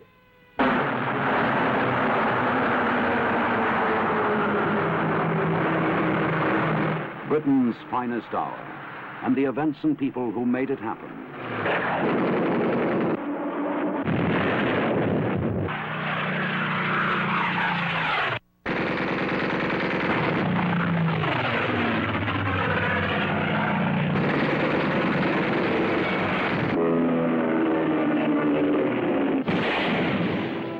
This was the Battle of Britain. Why they did it is history. How they did it has become the miracle story of our time. Years in preparation and production, filmed where it happened, the skies once again screaming with bombers and fighters. One massive spectacle of a motion picture that attempts the impossible. And that achievement is the Battle of Britain. They got my number 2 and the CO. You saw Canfield go down. It blew up. Just blew up. This is only the beginning. They won't stop now.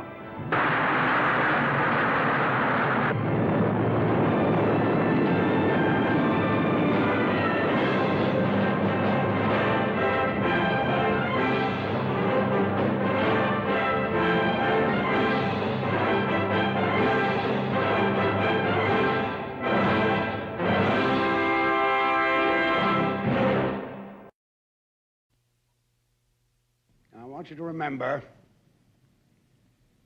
that no bastard ever won a war by dying for his country. He won it by making the other poor dumb bastard die for his country. This is Patton, a salute to a rebel, a man whom the New York Times described in an editorial 2 days after his death as a legend, spectacular, swaggering, pistol packing, deeply religious and violently profane, a strange combination of fire and ice. I thought I would stand up here and let you people see if I am as big a son of a bitch as some of you think I am.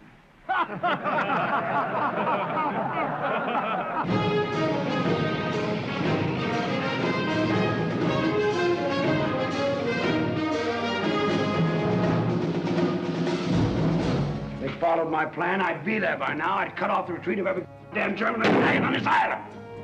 Are you telling me that I've got to slug it out over those mountains with heavy resistance just so you can make a bigger splash than Monty? About 15 minutes, we're going to start turning these boys into fanatics. They'll lose their fear of the Germans. And I hope to God they never lose their fear of me. Commence firing.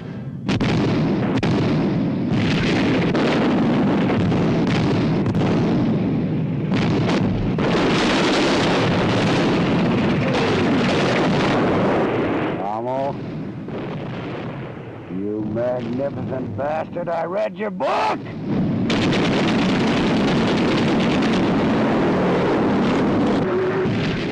God help me, I do love it so. I love it more than my life.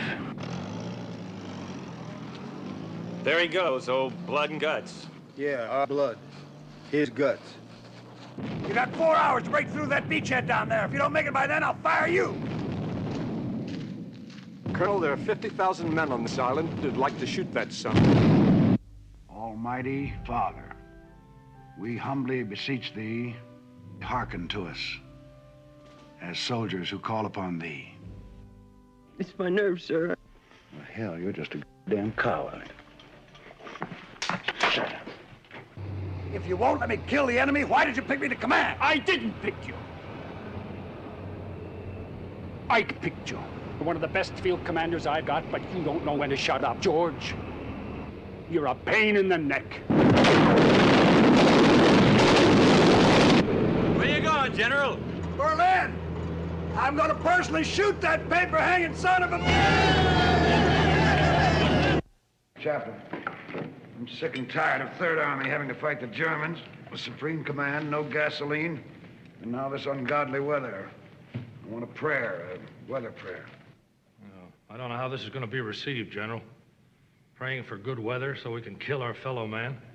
Well, I can assure you, sir, because of my intimate relations with the Almighty, if you write a good prayer, we'll have good weather.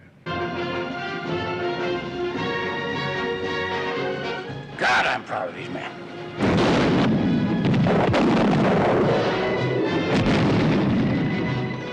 I will be proud to lead you wonderful guys into battle anytime, anywhere.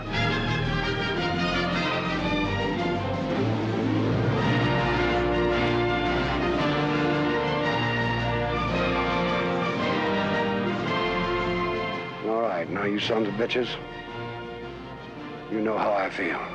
That's all.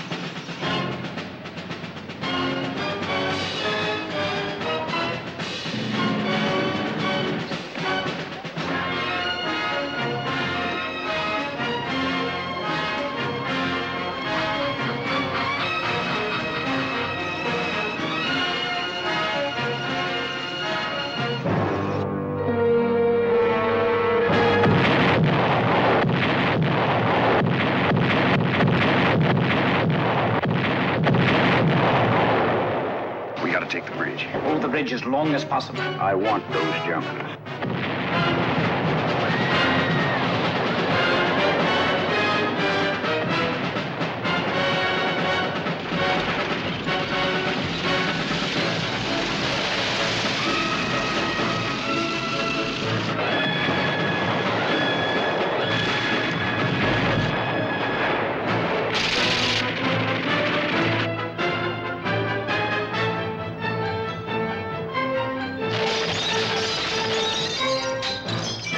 You boys get down there, quicker they blow the bridge, quicker we got maybe 6 enemy divisions corked in bottle. Hartman, boy, you do that for me. I promise you a unit citation. Why, Major, sir, there's nothing my boys would appreciate more. Sir.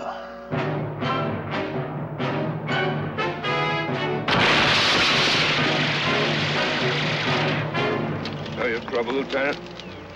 You got no ambition. You know something, Angel? You're a pig. I'm going out of this war rich. Or dead, Angel.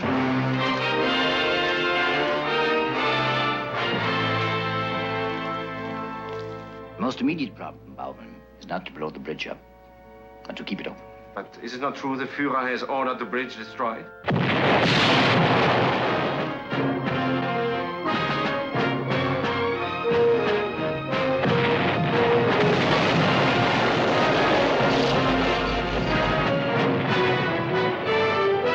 That bridge so goddamn valuable. Take that bridge and we shorten the war. That's not a bridge, it's a death trap. You're about to explode the bridge. Get out of there! It's gonna blow!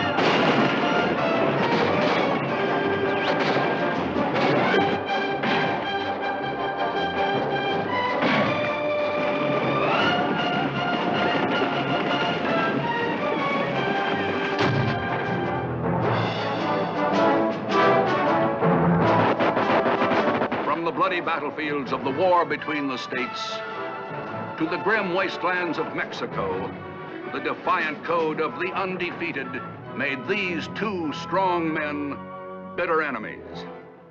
Why did you come clear out here to continue a war that ended months ago in Virginia? Because I'm a stubborn man. Does that satisfy you?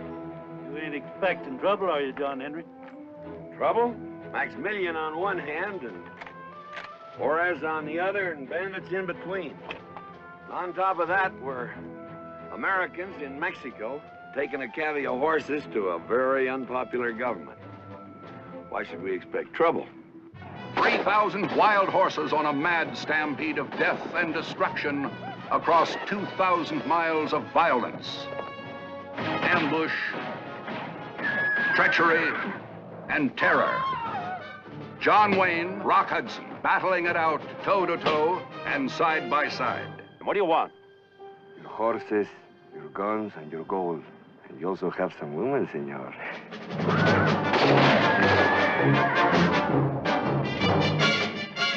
You went out there to talk. Why did you have to shoot the man? Conversation kind of dried up, ma'am. Introducing Roman Gabriel, the great pro quarterback making his screen debut, and Merlin Olsen, all-star pro tackle. Special guest star, Tony Aguilar. What do you want of us, General? You will do as I say, or you will all be shot. You ready, Colonel? Ready. Turn him loose, McCartney!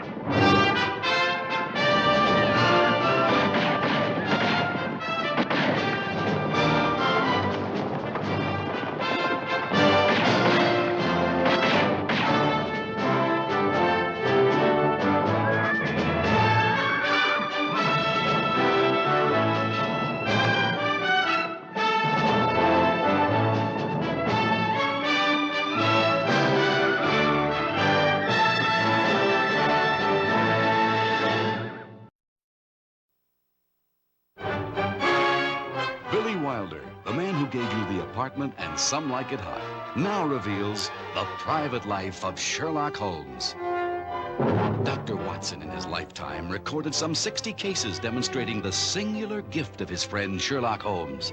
But there were other adventures which, for reasons of discretion, were withheld from the public.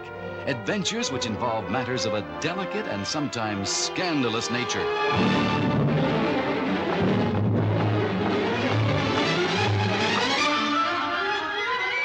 The private life of Sherlock Holmes was anything but elementary. My dear Sherlock, there are certain affairs that do not come within the province of the private detective. The public has a right to know these things. Sherlock Holmes was a man of curious habits. And not always what he seemed to be. You've described me as 6'4", whereas I'm barely 6'1". Madame says you are shorter than she thought. Oh, I didn't mean to be. I hope I'm not being presumptuous, but there have been women in your life. I thought I would never find you. It's been such a long time. I found her body quite rewarding, especially the palm of her right hand. Midgets. What is it indeed that feeds on canary birds and sulfuric acid and has an engine for a heart? Open that door.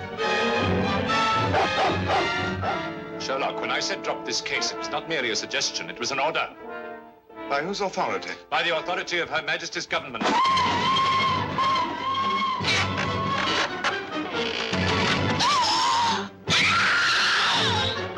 Holmes, you better take this with you. Your client isn't Madame Valadon. It's the Imperial German government. Holmes, I saw it. The monster. It's getting closer and closer.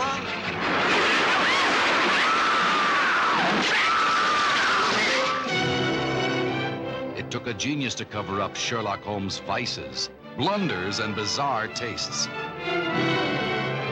Sherlock Holmes was a genius. The private life of Sherlock Holmes was anything but elementary.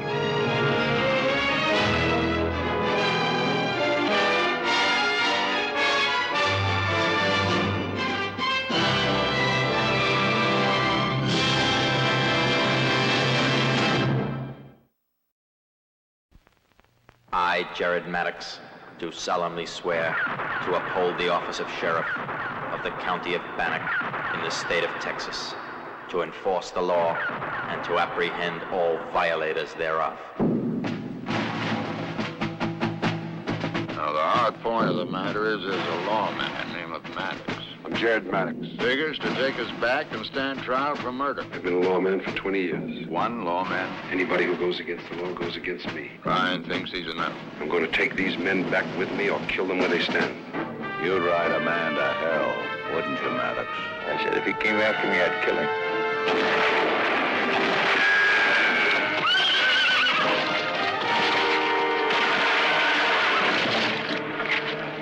Sometimes the only difference between a lawman and a killer is which side of the badge he's on. Burt Lancaster is the lawman. He carried the law. Sometimes he carried it too far. You hold the law too high. You always did. Without the rules, you're nothing. Are we going to stand around and wait while this killer shoots down whoever he wants in our town? He's a lawman. You want the law, but you want it to walk quiet. You don't want it to put a hole in your pocket. You take courage from each other and you come armed. Well, there are enough of you. All you need is one man with enough stomach to die first. Do you know what they call you, Jared? The Widowmaker.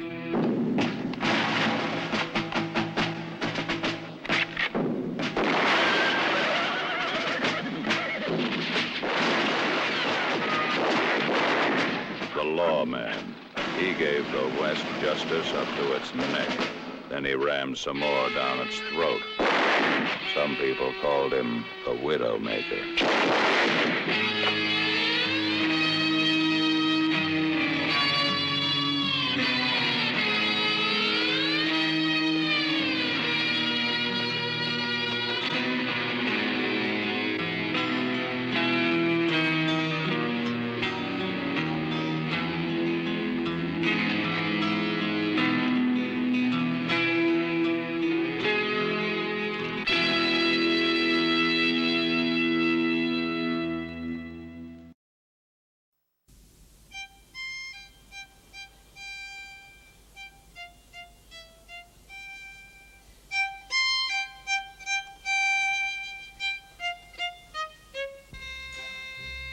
A fiddler on the roof. Tradition! Tradition! If I were a rich man, yabba-dibba-dibba-dibba-dibba-dibba-dibba-dum. All day long I biddy-biddy-bum. If I were a wealthy man, I wouldn't have to work hard. Yabba-dibba-dibba-dibba-dibba-dibba-dibba-dum. You're asking me to marry you. Yes, I am. Bring me a ring, for I'm longing to be the envy of all I see. For Papa, make him a scholar. For Mama, make him rich as a king. When shall we make the wedding? Oh, thank you, Papa. Oh. What else could I do? Thank you, Papa. You won't be sorry. You won't be sorry. I won't be sorry. I'm sorry already. Sunrise, sunset, sunrise, sunset, swiftly flow the days. Ceilings turn overnight to sunflowers, blossoming even as we gaze.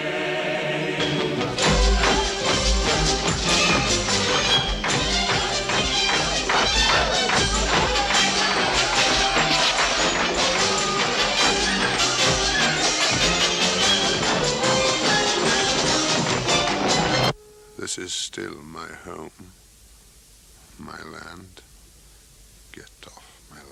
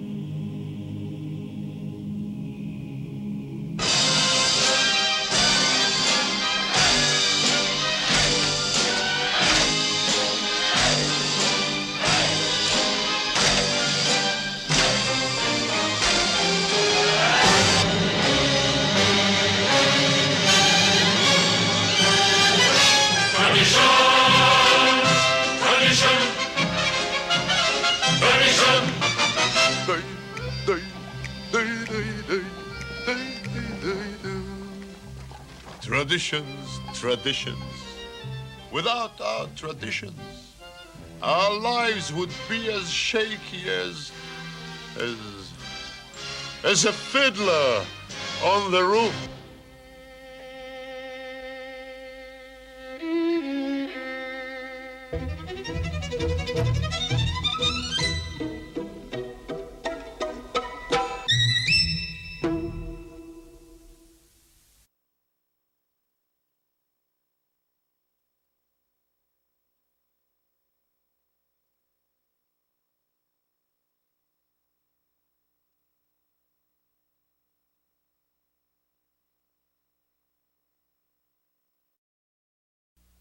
To dream the impossible dream. To fight the unbeatable foe. To bear with unbearable The impossible dream comes true.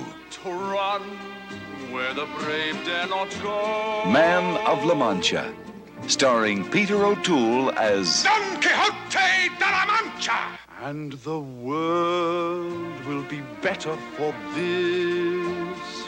That one man scorned and covered with scars. Sophia Loren as Aldonza. If you feel that you see me not quite at my virginal best, cross my palm with a coin and I'll willingly show you the rest. And James Coco as Sancho Panza. Make me freeze, make me fry, make me sigh, make me cry. Still I'll yell to the sky, though I can't tell you why, that I like him. Under the direction of Arthur Hiller.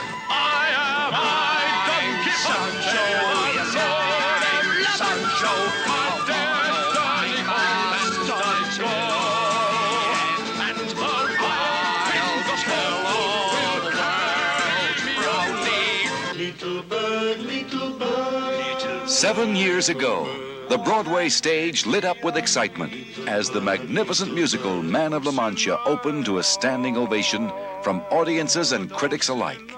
Since then, it has been seen and loved by millions. Its music has lifted the hearts of people throughout the world. Now, Man of La Mancha comes to the screen.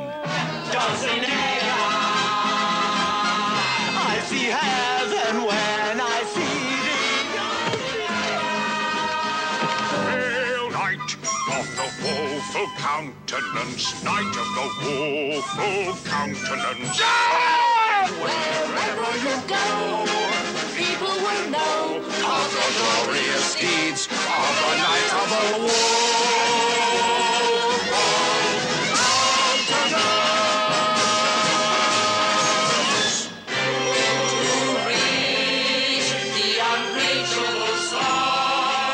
Man of La Mancha, a motion picture filled with hope, dreams, adventure, romance, and magic.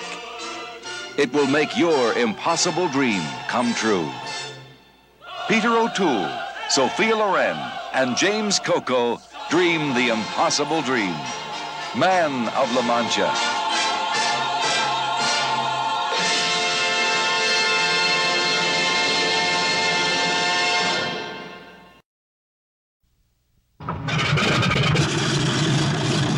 We've paid for that bridge and we're going to collect. We're going to fly 35,000 men 300 miles and drop them behind enemy lines. It'll be the largest airborne operation ever mounted. Quite frankly, this kind of thing's never been attempted before. We shall seize the bridges, it's all a question of bridges, with thunderclap surprise, and hold them until they can be secured. And we go next Sunday. 7 days. The sooner we go, the better. We've got them on the run. Joseph E. Levine presents A Bridge Too Far. Based on Cornelius Ryan's international bestseller. The story of the most dramatic and devastating battle of World War II. The plan is called Operation Market Garden. Market is the airborne element, and Garden the ground forces. I like to think of this as one of those American Western films. Germans, well, naturally, they're the bad guys. We, my friends, are the cavalry on the way to the rescue. A Bridge Too Far.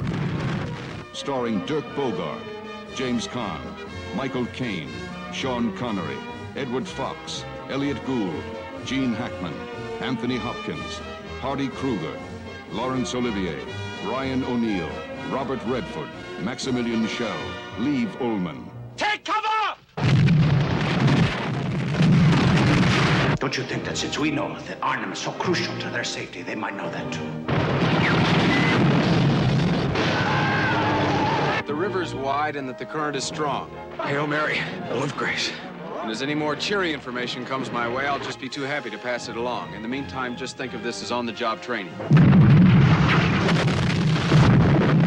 They're 36 hours behind schedule. There's a battle, and we are in the process of winning it. Winning and losing is not a concern. Living or dying is. Colonel, if you don't look at him right now, he's going to die. Dead now. Right now.